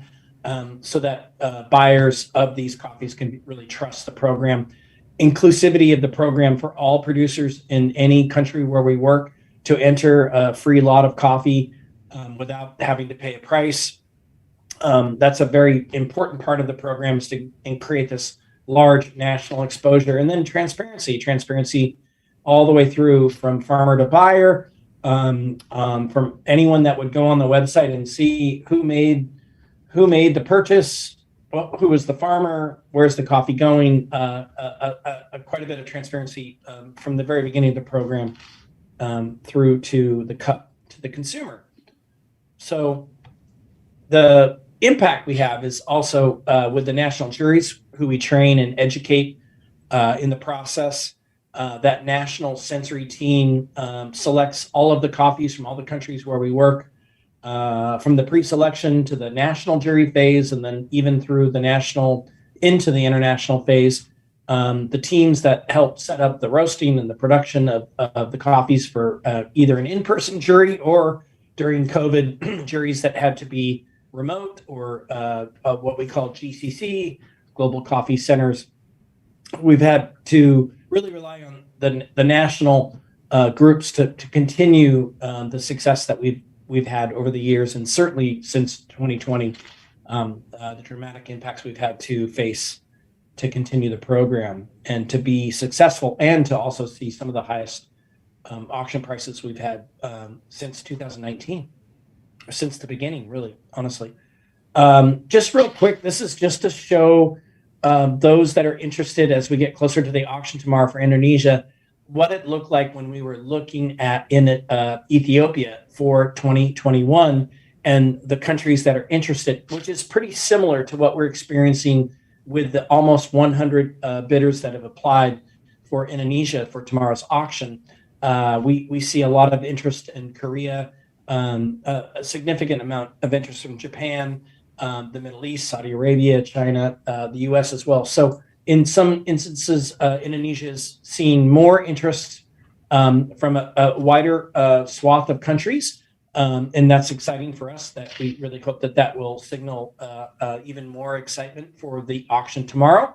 And then you can see the auction proceeds in 2020 and 2021 in Ethiopia as an example of success for a new country. So this also had an impact not only in the auction for Cup of Excellence, but it also had an impact for general exports out of Indonesia for higher quality coffees. What we found was that because of COE, the Coffee and Tea Authority of Ethiopia had recognized higher levels of grade 1, grade 2 higher quality coffees being exported out of the country in the last 2 years in parallel with the competition. And the Coffee and Tea Authority feels that there's a direct impact on why that is happening, and that COE is having a impact on those higher quality exports because groups are producing larger amounts of coffee for either entering the competition or for a market that's more receptive for micro lots or smaller lots of higher quality coffee. So why countries want us? Again, our reputation, the access to global markets, the transparency, which I indicated earlier, and then the fact that we're continually trying to improve who we are, what we do, and who we represent in the highest possible form of success. I think that that's the inertia of 22 years of our program, and we're very proud of the work that we've been able to do with groups who believe in this model. So I'm going to just flip through this real quickly. At the end of the day, we've had over 4,500 lots sold at auction. We've seen an increase from the top price from the beginning of the program in 1999 to over 150%. We've raised over $73 million to producers directly through the program, through our auction. And historically, 2021, we saw the highest prices paid per weighted average margin for all of our auctions to exceed over $23 a pound, 24, 25. These are all huge milestones for us. As a very small nonprofit organization, we feel that this is really highly targeted and productive execution of our mission. So I just want to talk a little bit about Brazil. We know the frost and more really made up what 2021 was all about. A lot of this had to do with not only the frost, but also COVID and logistics and potential interest or change in buying practices out of Brazil. We know that frost was a huge part of the problem for a reduction in exports in 2021. We do know that there were some contract cancellations out of Brazil that created further disruption throughout the global coffee market for people trying to fill in for cancellations of contracts or renegotiating futures. All of that created some instability in the market. This then created a big issue with timing and other origins. Some origins probably were in a very good time to benefit from some of the lows out of Brazil and the high prices that started to happen. In the short term, that's very exciting for those producing countries, but in the long term, it may not be the stability that those countries hope to see in the long term. I was going to put in this quote from a lyricist, a musician, who has written a song where one of the lines says, "What one man or person gathers is what another man or person spills." And I think a lot of what happened in 2021 had a lot to do with the fact that the losses in Brazil were gains in other countries. And these were opportunities given the situation, again, with the climate and the frost issue. And, I think going forward, what will happen? Will we continue to see an increase? Will we not see an increase? We have reports coming here from Reuters in May regarding, renegotiations of contracts, which will fill out into 2022. This is just a quote talking about representatives wanting to know more about accepted months for delivery and renegotiating prices for coffee. We also have further evidence later in the year in Fortune magazine from an article regarding the prices in Brazil, and this showed 30% increases up to potentially $3 a pound, marking a 2011 11 high. Will these things continue? I'm just putting these quotes up here for us to kind of refresh us and remind us of what we were looking at just 6 months ago, 7 months ago. And yet we do see that estimates for 2022 are up by 16.8%. Estimates drive up back to 55 to even 62 million bags of export in Brazil. So what will that do to the overall market as we look at the end of 2022? And I would say, not knowing a lot about where things really are going to go, but I would safe to say that it looks like it may be a pullback, and that gives all of us throughout the coffee supply chain, some kind of awareness about how we would execute and throughout all of these issues with climate change and everything that we're experiencing, knowing that Brazil might come back into higher volumes and knowing that Vietnam might have stable to, if not higher levels, that, we may see a little bit of a pullback on these prices that everyone talks about being high prices. And from where I sit in the industry, I have not seen anything that's actually truly high in terms of like the true cost of production. So even though the market and the analysts will say, oh my gosh, these are incredibly high priced times that we're in, they're truly not high when we look at the cost of production and what producers are facing. And so I see these pullbacks and hope that we find ways to look at different aspects of growth in different categories of growth. And I think that ACE and COE represents quite a bit of alternatives to certain low market propositions for producers. Not all producers have that ability, but for those that can and do, we kind of reference the possibility of diversifying what you're able to do and what you're able to see in terms of high prices. So with that, I just want to thank everyone for the time that we had. If you have any questions, if you have any concerns, if you'd like to reach out to me, my email is here, my phone number is here. The Cup of Excellence and the Alliance for Coffee Excellence.org are easily findable online, and I would encourage you to reach out to me. And I just thank you very much for the opportunity to talk, and thank you. Well, thank you very much, Darren, for the excellent presentation and for the great insights. Dan sekarang Bapak Ibu sekalian, kita akan mulai sesi Q&A session dengan speakers kami hari ini. We have Bapak Intan and we have Mario as well as Darren. So, untuk pertanyaan saya pertama ini, sebelum saya bertanya kepada para narasumber atau speaker kita hari ini, sekali lagi saya ingin ingatkan untuk Bapak Ibu sekalian yang ingin bertanya, kami persilakan untuk langsung saja menulis pertanyaannya di kolom Q&A, and later I will help to read them out for you.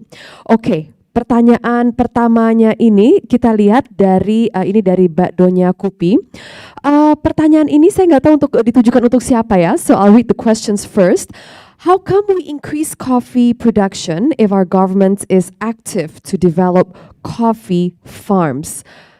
How can we increase coffee production if our government active? Nah, mungkin ini pertanyaan ini saya persilahkan.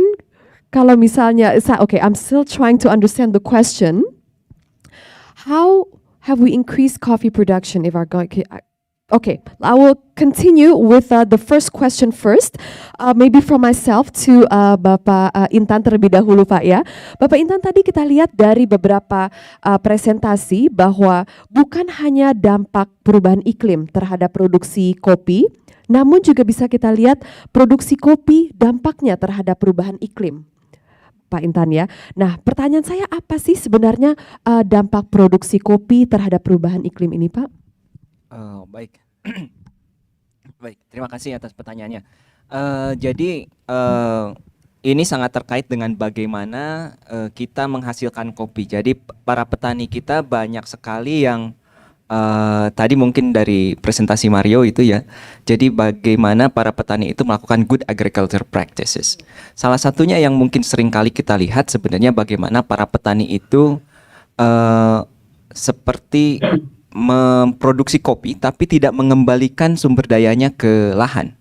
Jadi kita produksi, ambil buahnya, kita bawa ke kota gitu ya, tapi kita tidak mengembalikan. Jadi pertama-tama lahan kopinya menjadi tidak sehat.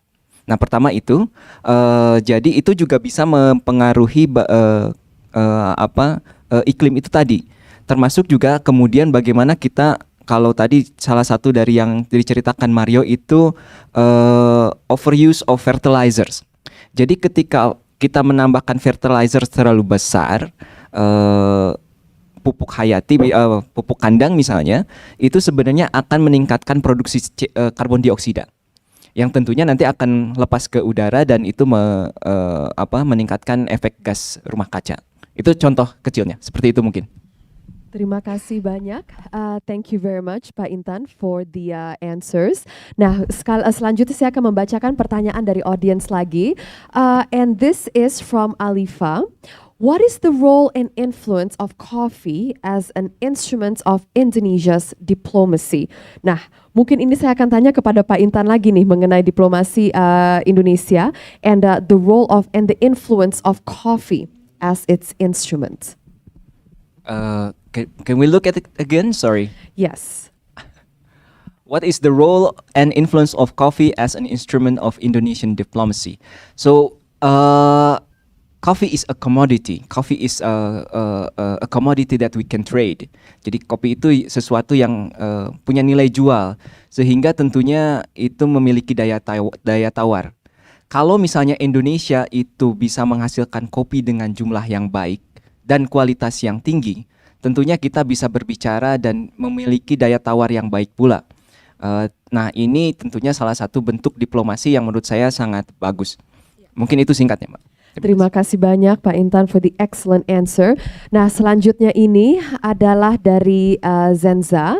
And Zenza is asking regarding with temperatures rising due to global warming though, lands suitable for coffee growing will shift outside the traditional coffee belt. So the question is coffee still environmentally sustainable?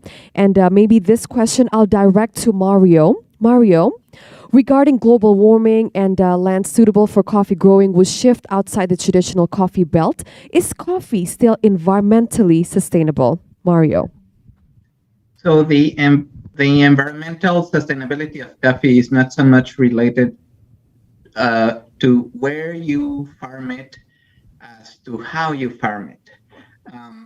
So it doesn't matter so much if you are farming it near the equator or far from the equator, but how you are farming it.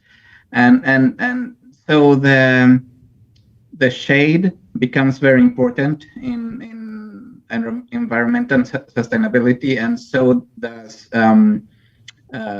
soil health. Those might be the two main factors to contribute to environmental sustainability: health, shade cover, and soil health. Now you can do that near the equator or far from the equator. Of course, with the climate change, it becomes harder and harder to do that near the equator, and it becomes easier and easier to do that far from the equator. Thank you very much, Mario, for the answer. And our next question is from Tosca Santos.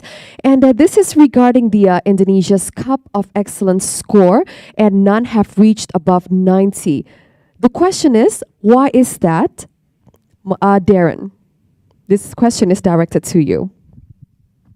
Really, really great question. And this is something that is been something we've been facing throughout COVID, with the jury selection being now remote and not in person in the countries where we work.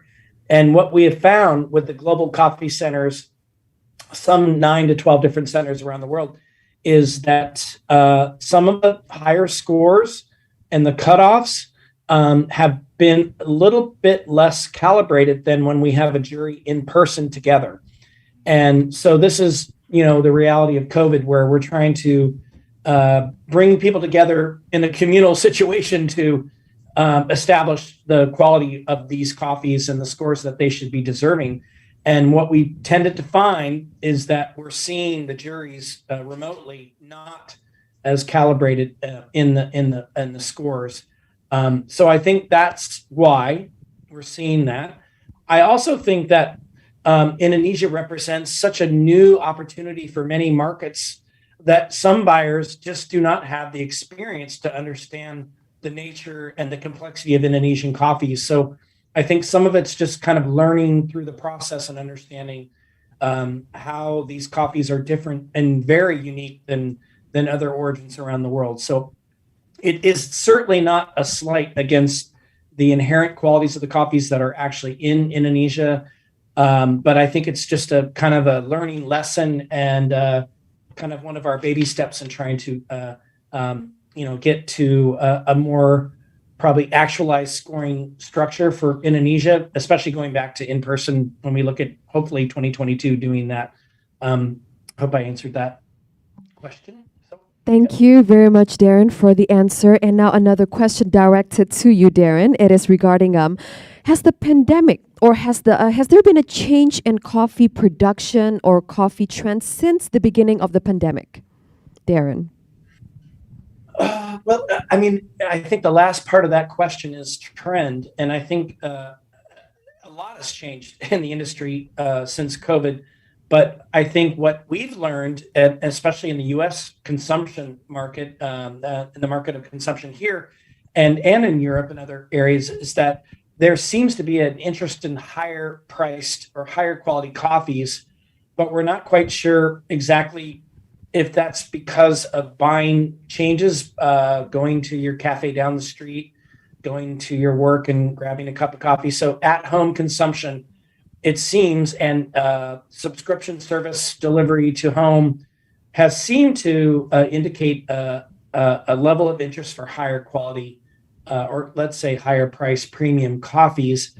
That's a trend that I could say it's pretty clear that we saw this in the last year and a half. It's very evident. Whether that's sustainable, whether that is just something that is a blip in time for us is one thing, but the fact that there's recognition for higher quality certainly is a good trend if we're seeing any trends.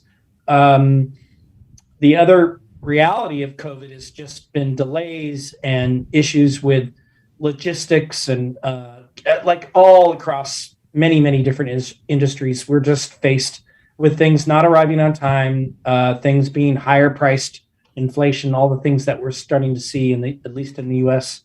Economy, but in many other economies too. But I think those two are my big takeaways. So yeah. Thank you very much, Darren, for the answer. And now the same question I will direct to Mario regarding the possible changes in trends as well as production of coffee since the pandemic. Mario. Thank you. I agree with all what Darren mentioned.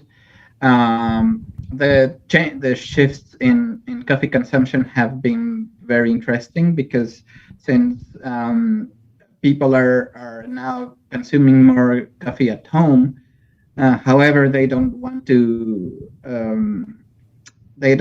lose their high quality coffee whenever they were used to drinking high quality coffee at the coffee shop. So we are seeing, as Darren mentioned, increased sales of high quality coffee to households, mostly through online shipping services.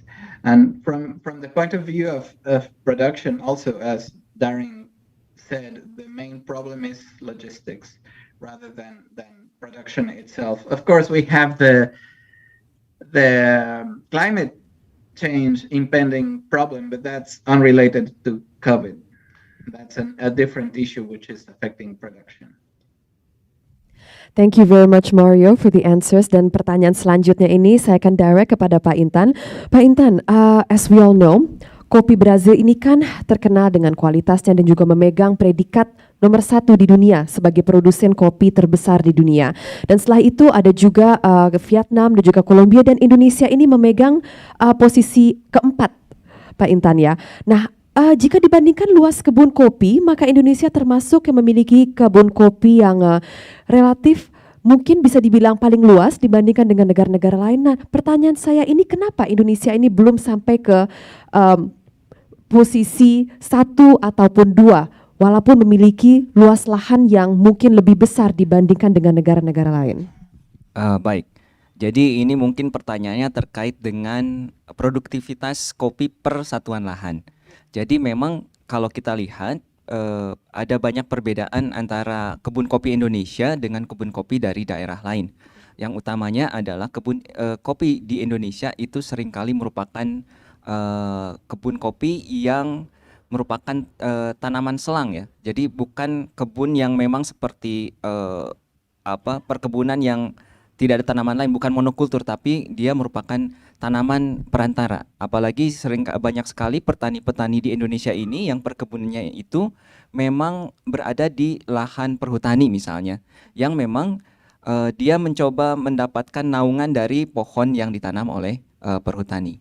Jadi kopinya tidak memungkinkan untuk serapat atau sebanyak dalam 1 hektar itu tidak sebanyak yang ditanam di Brazil misalnya, yang monokultur. Sehingga jumlah kopi per satuan hektar lebih sedikit, dan tentunya ini berakibat kepada jumlah kopi yang dihasilkan juga tidak sebanyak di daerah lain.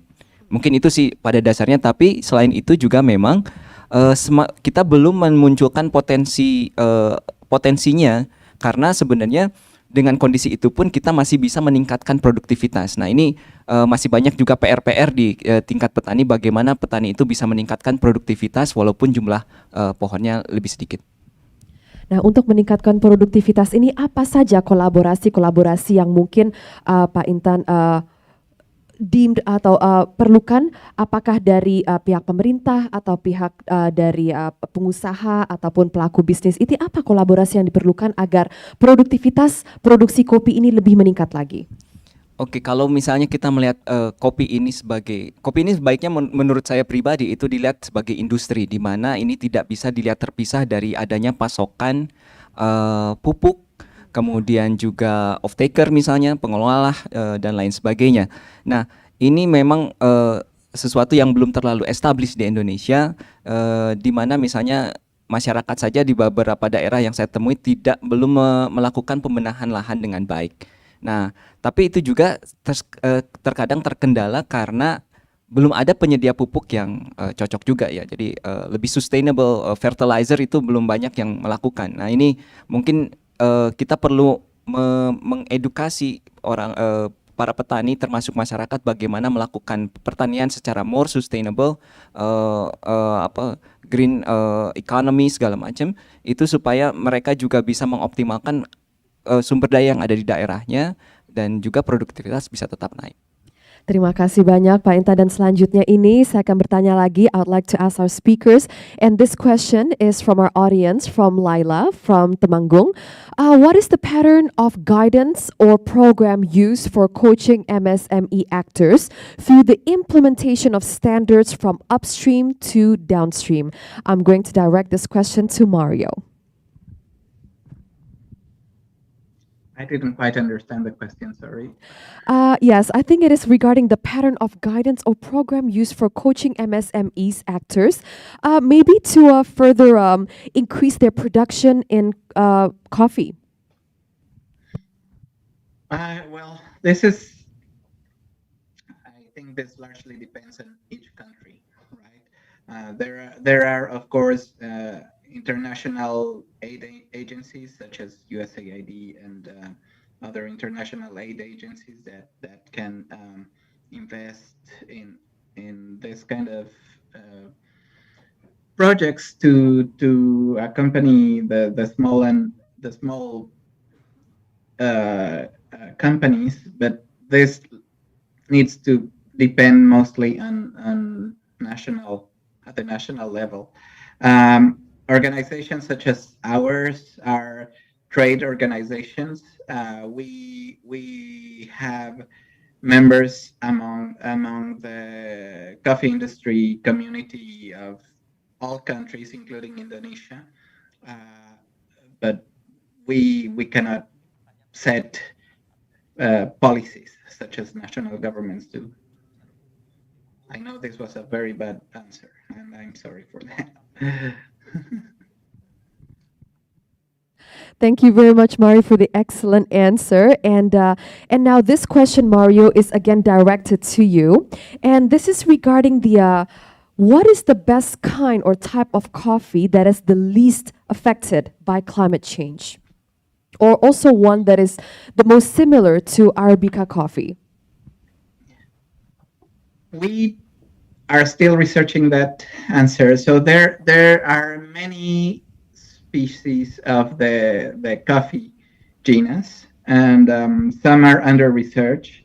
There are some promising species such as Stenophila species, Coffea stenophila from West Africa, that seem to be very resilient to warm temperatures, and they seem to have very good quality. But this is a wild species, and still under research. In the commercial species that we have in coffee are namely three: Arabica, Robusta, and Liberica, right? And by most people, the highest quality of the three is Arabica, and you can find many different varieties of Arabica coffee. Some are better quality than others, but you need to make sure that the ones you introduce are adapted to your area and are also resistant to some of the main climate change challenges, such as increased pests and diseases.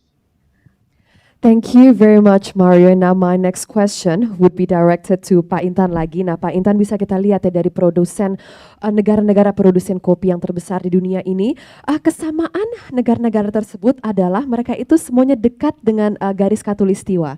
Nah, kenapa alasannya itu?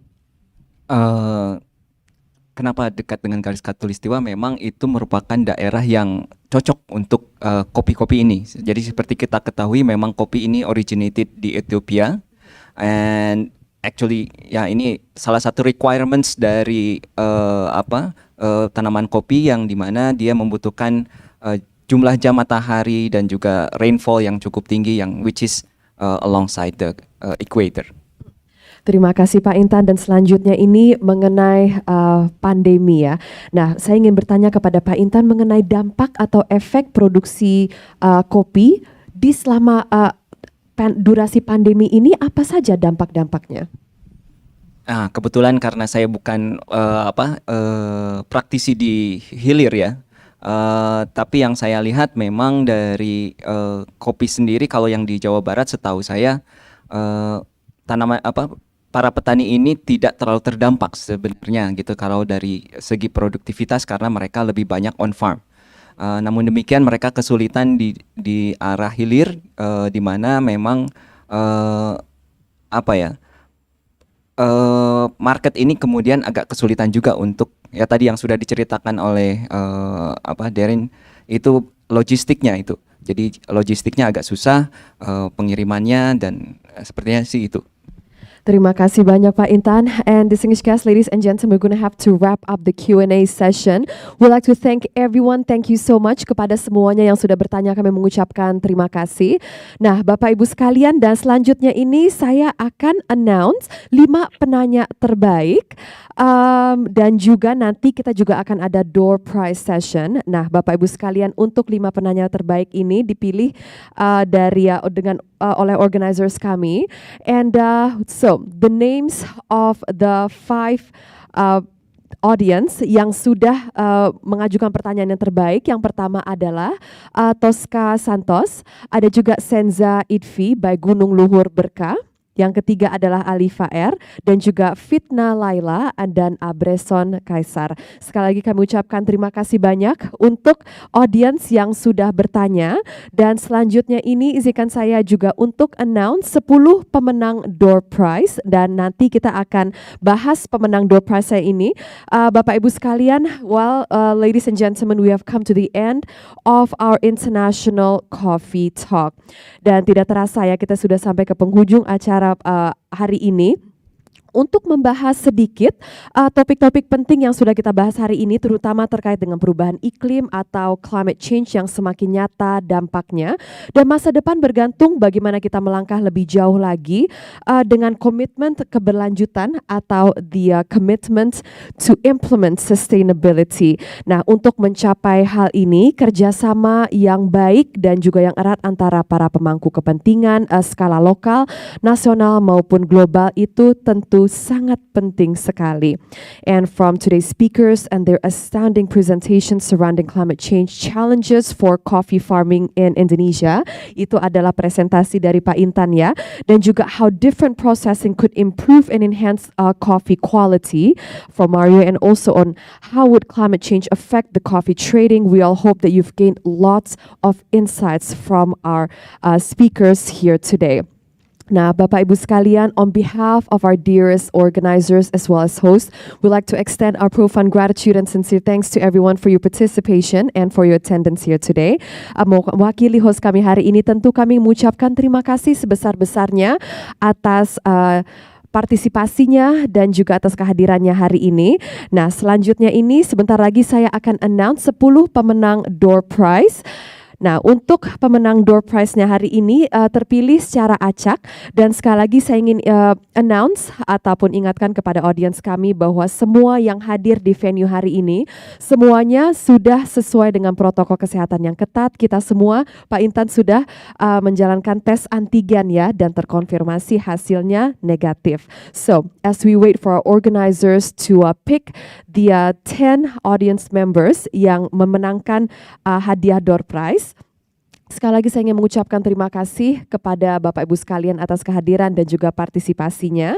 And okay, so we're picking one more name, dan satu nama ini adalah nama yang akan memenangkan sesi door prize. Baik, oke, terima kasih kepada para organizers. So, 10 pemenang door prize ini adalah, yang pertama adalah Mbak Dita Nurjana, congratulations. Yang kedua, Kopi Patongko, Putra Roti, Fitna Laila, Balgis, Handoko Tinambunan, Muhammad Rifai, Ivantri Fantira, Napi Tupulu, Ruli Hamdan, and last but not least, kami juga mengucapkan selamat kepada Mas Yogi Suganto. Terima kasih banyak Bapak Ibu sekalian. And once again, we've come to the end of our International Coffee Talk, and we'd like to extend our profound gratitude to everyone for your participation and for your attendance here today. Baiklah, semoga kami jumpa lagi bersama Anda di sesi ataupun event kami selanjutnya. Terima kasih banyak and have a wonderful rest of the day. Wassalamualaikum warahmatullahi wabarakatuh. Terima kasih.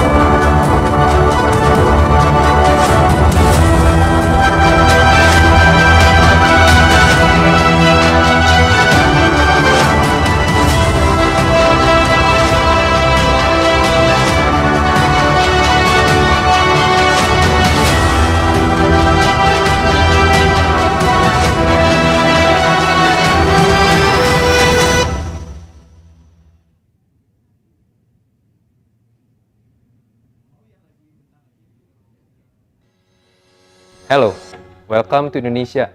How's your flight? How I wish to be able to say this directly while welcoming you upon your arrival to Indonesia.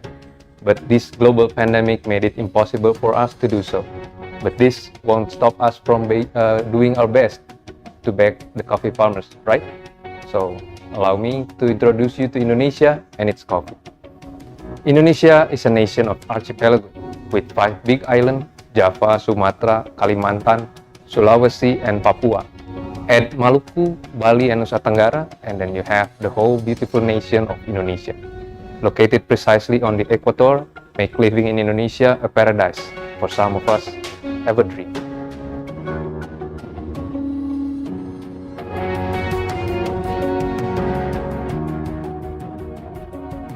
The equatorial position of Indonesia itself made the ideal climate for Indonesia to grow coffee from west end to east end of Indonesia.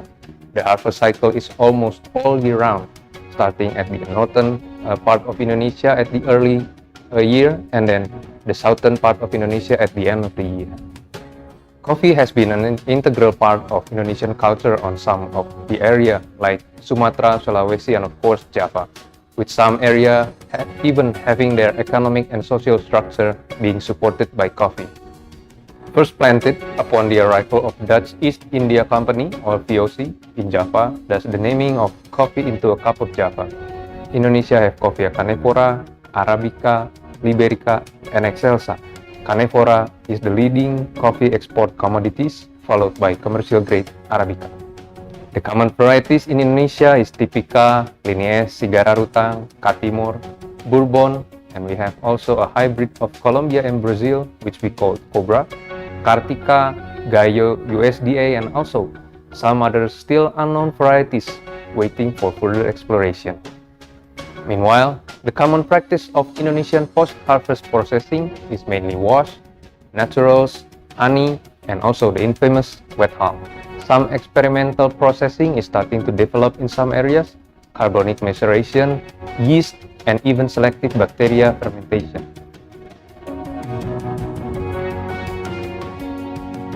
Women take a very important role in farming coffee, and you know what? We have all 3 women national jury representing Indonesia as part of the international jury.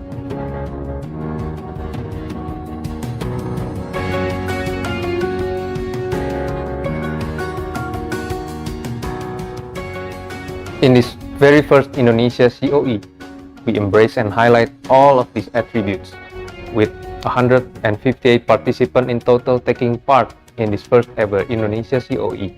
Post-harvest processing ranging from wash, wet hull, honey, naturals, and even some experimental processing.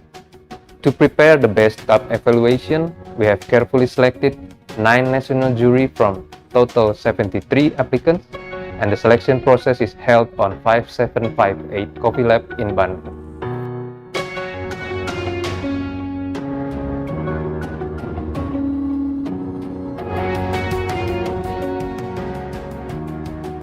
We have 146 coffee in total enters the pre-selection stage, which created by 9 jury including our head judge Stephen Fick, and then from this 146, 79 made it through the national stage.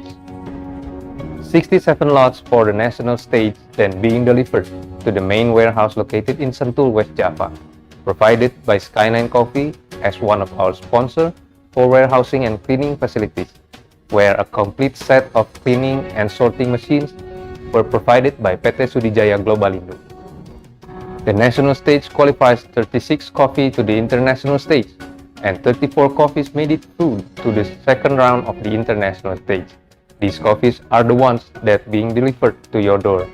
Our roaster team, Iqbal, Wahyu, and Kiki, prepared this coffee carefully with the supervision of our technical lead Indra Wiryawan, and of course, the head judge Stephen Fick.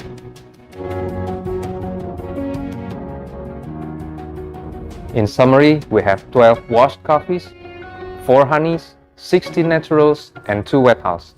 Please do enjoy these coffees and give the most objective evaluation so we can learn as much as possible from COE, which we consider as one of the best competition process. Thank you and have a great time enjoying our beautiful coffees. Salam untuk Indonesia.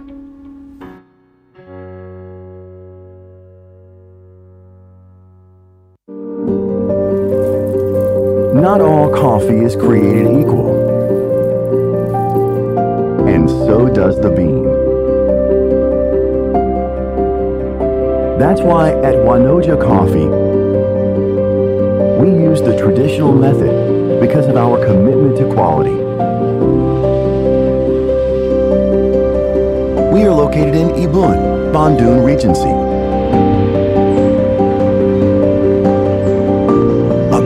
Place for coffee plantation.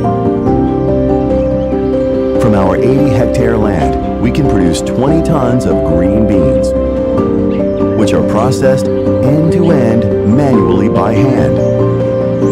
To begin with, when harvesting, our farmers select only perfectly ripe cherries, leaving the underripe ones on the tree.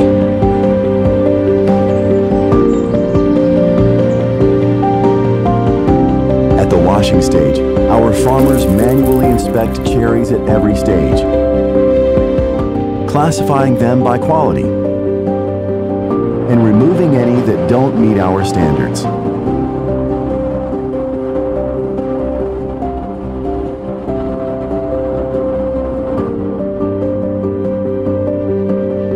Finally, at the drying stage, we use a slower sun-drying method, using drying beds to maintain the quality. The result is clean, organic coffee that tastes special to the very last sip. So far, our commitment to quality has achieved 5 awards.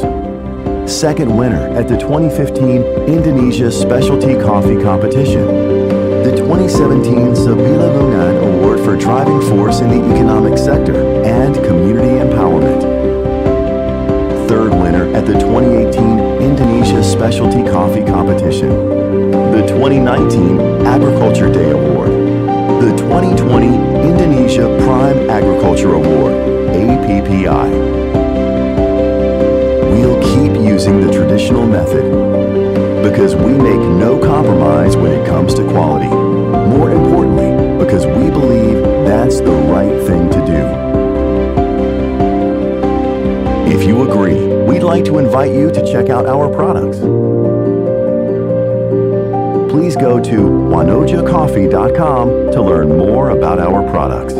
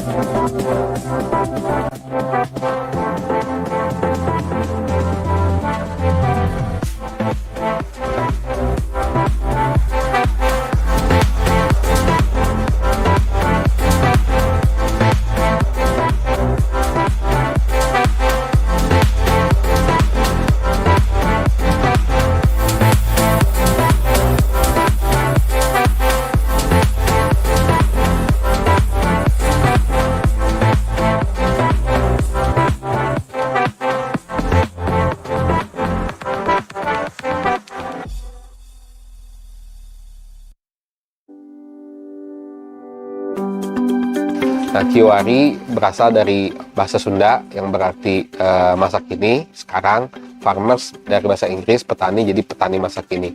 Yang kita terapkan di kiwari, pertama kesejahteraan lingkungan. Kenapa? Karena kopi itu tanaman konservasi, jadi kalau kita nanam kopi, kita harus tanam naungan-naungan yang lainnya, yaitu pohon tegakan tinggi. Nah, kebetulan di lahan kami, di kiwari, itu lahannya lahan miring, jadi cocok sekali di tanaman kopi. Nah, yang kedua, kesejahteraan hewan, kita ada kopi luwak. Nah, luwak-luwaknya itu dipelihara dengan animal welfare standar, dipelihara sesuai dengan luwak di alamnya. Terus yang ketiga, kesejahteraan petani atau anggotanya. Jadi kiwari dari hasil penjualannya ini ada bagi hasil sama petani di akhir tahun. Kebun kita itu luasannya kurang lebih 3 hektar, yang di kebun coffee experience-nya, dan yang di atas 15 hektar yang di lahan perhutani untuk produksi.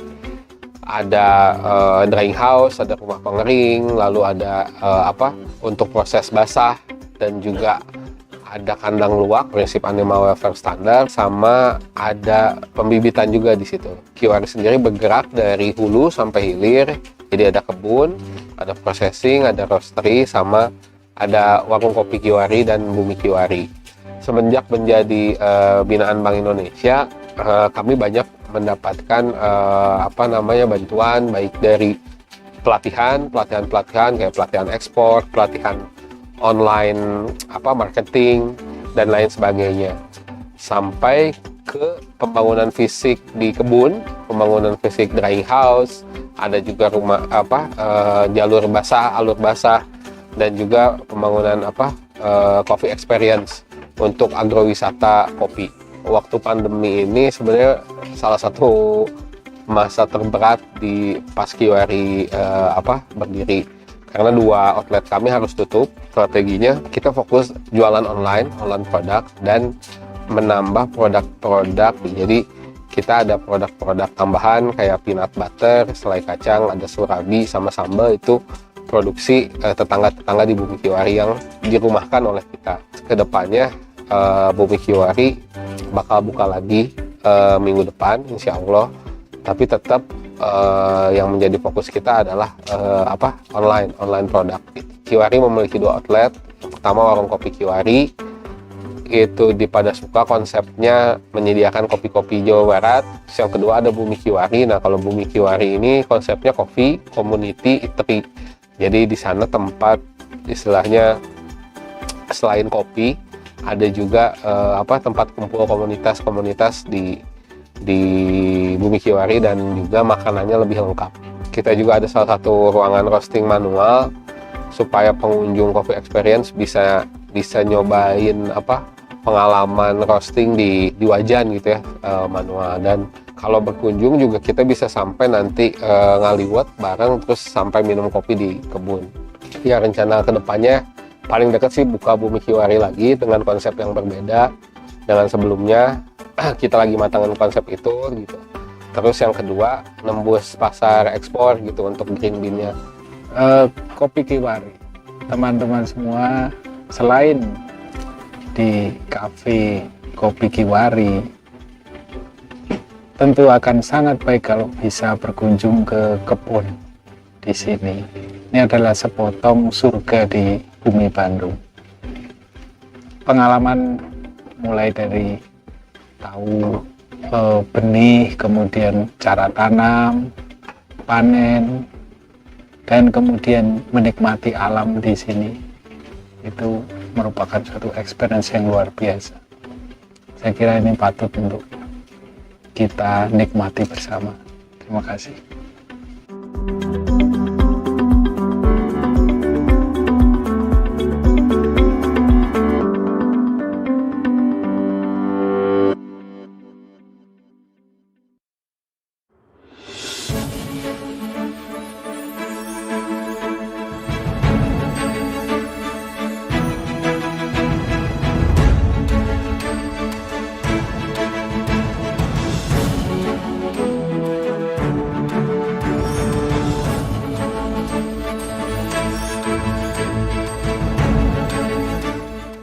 Allow me to introduce you to Indonesia and its coffee. Indonesia is a nation of archipelago with 5 big islands: Java, Sumatra, Kalimantan, Sulawesi, and Papua. Add Maluku, Bali, and Nusa Tenggara, and then you have the whole beautiful nation of Indonesia. Located precisely on the equator, make living in Indonesia a paradise for some of us ever dream.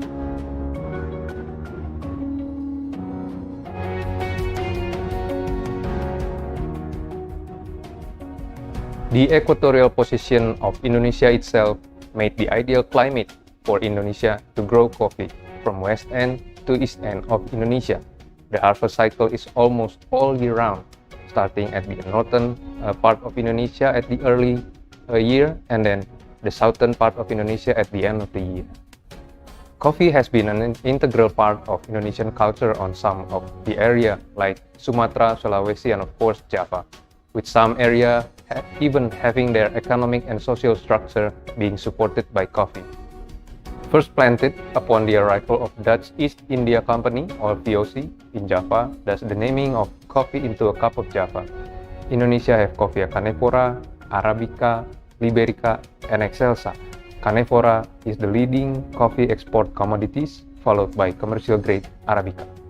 The common varieties in Indonesia is Typica, Linnaeus, Sigararutang, Katimor, Bourbon, and we have also a hybrid of Colombia and Brazil, which we call Cobra, Kartika, Gayo, USDA, and also some other still unknown varieties waiting for further exploration.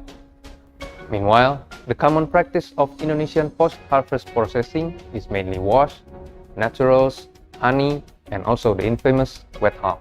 Some experimental processing is starting to develop in some areas: carbonic maceration, yeast, and even selective bacteria fermentation.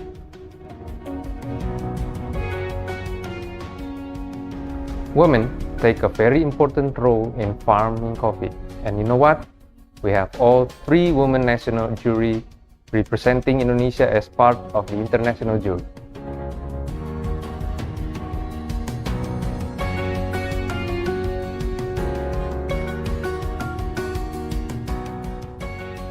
In this very first Indonesia COE, we embrace and highlight all of these attributes, with 158 participants in total taking part in this first ever Indonesia COE. Post-harvest processing ranging from wash, wet hull honey, naturals, and even some experimental processing. To prepare the best cup evaluation, we have carefully selected 9 national jury from total 73 applicants, and the selection process is held on 5758 Coffee Lab in Bandung.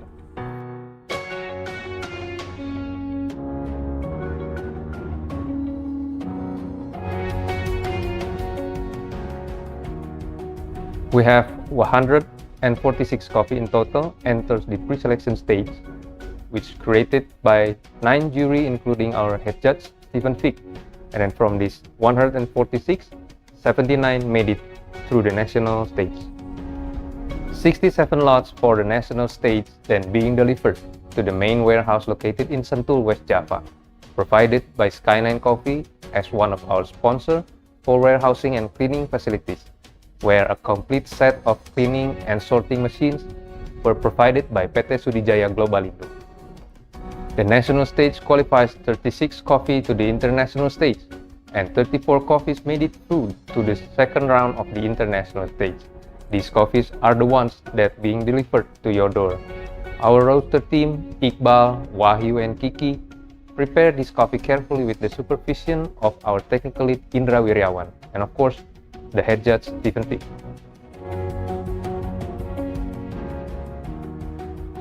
In summary, we have 12 washed coffees, 4 honeys, 16 naturals, and 2 wet hulls. Please do enjoy these coffees and give the most objective evaluation so we can learn as much as possible from COE, which we consider as one of the best competition process. Thank you and have a great time enjoying our beautiful coffees. Salam untuk Indonesia.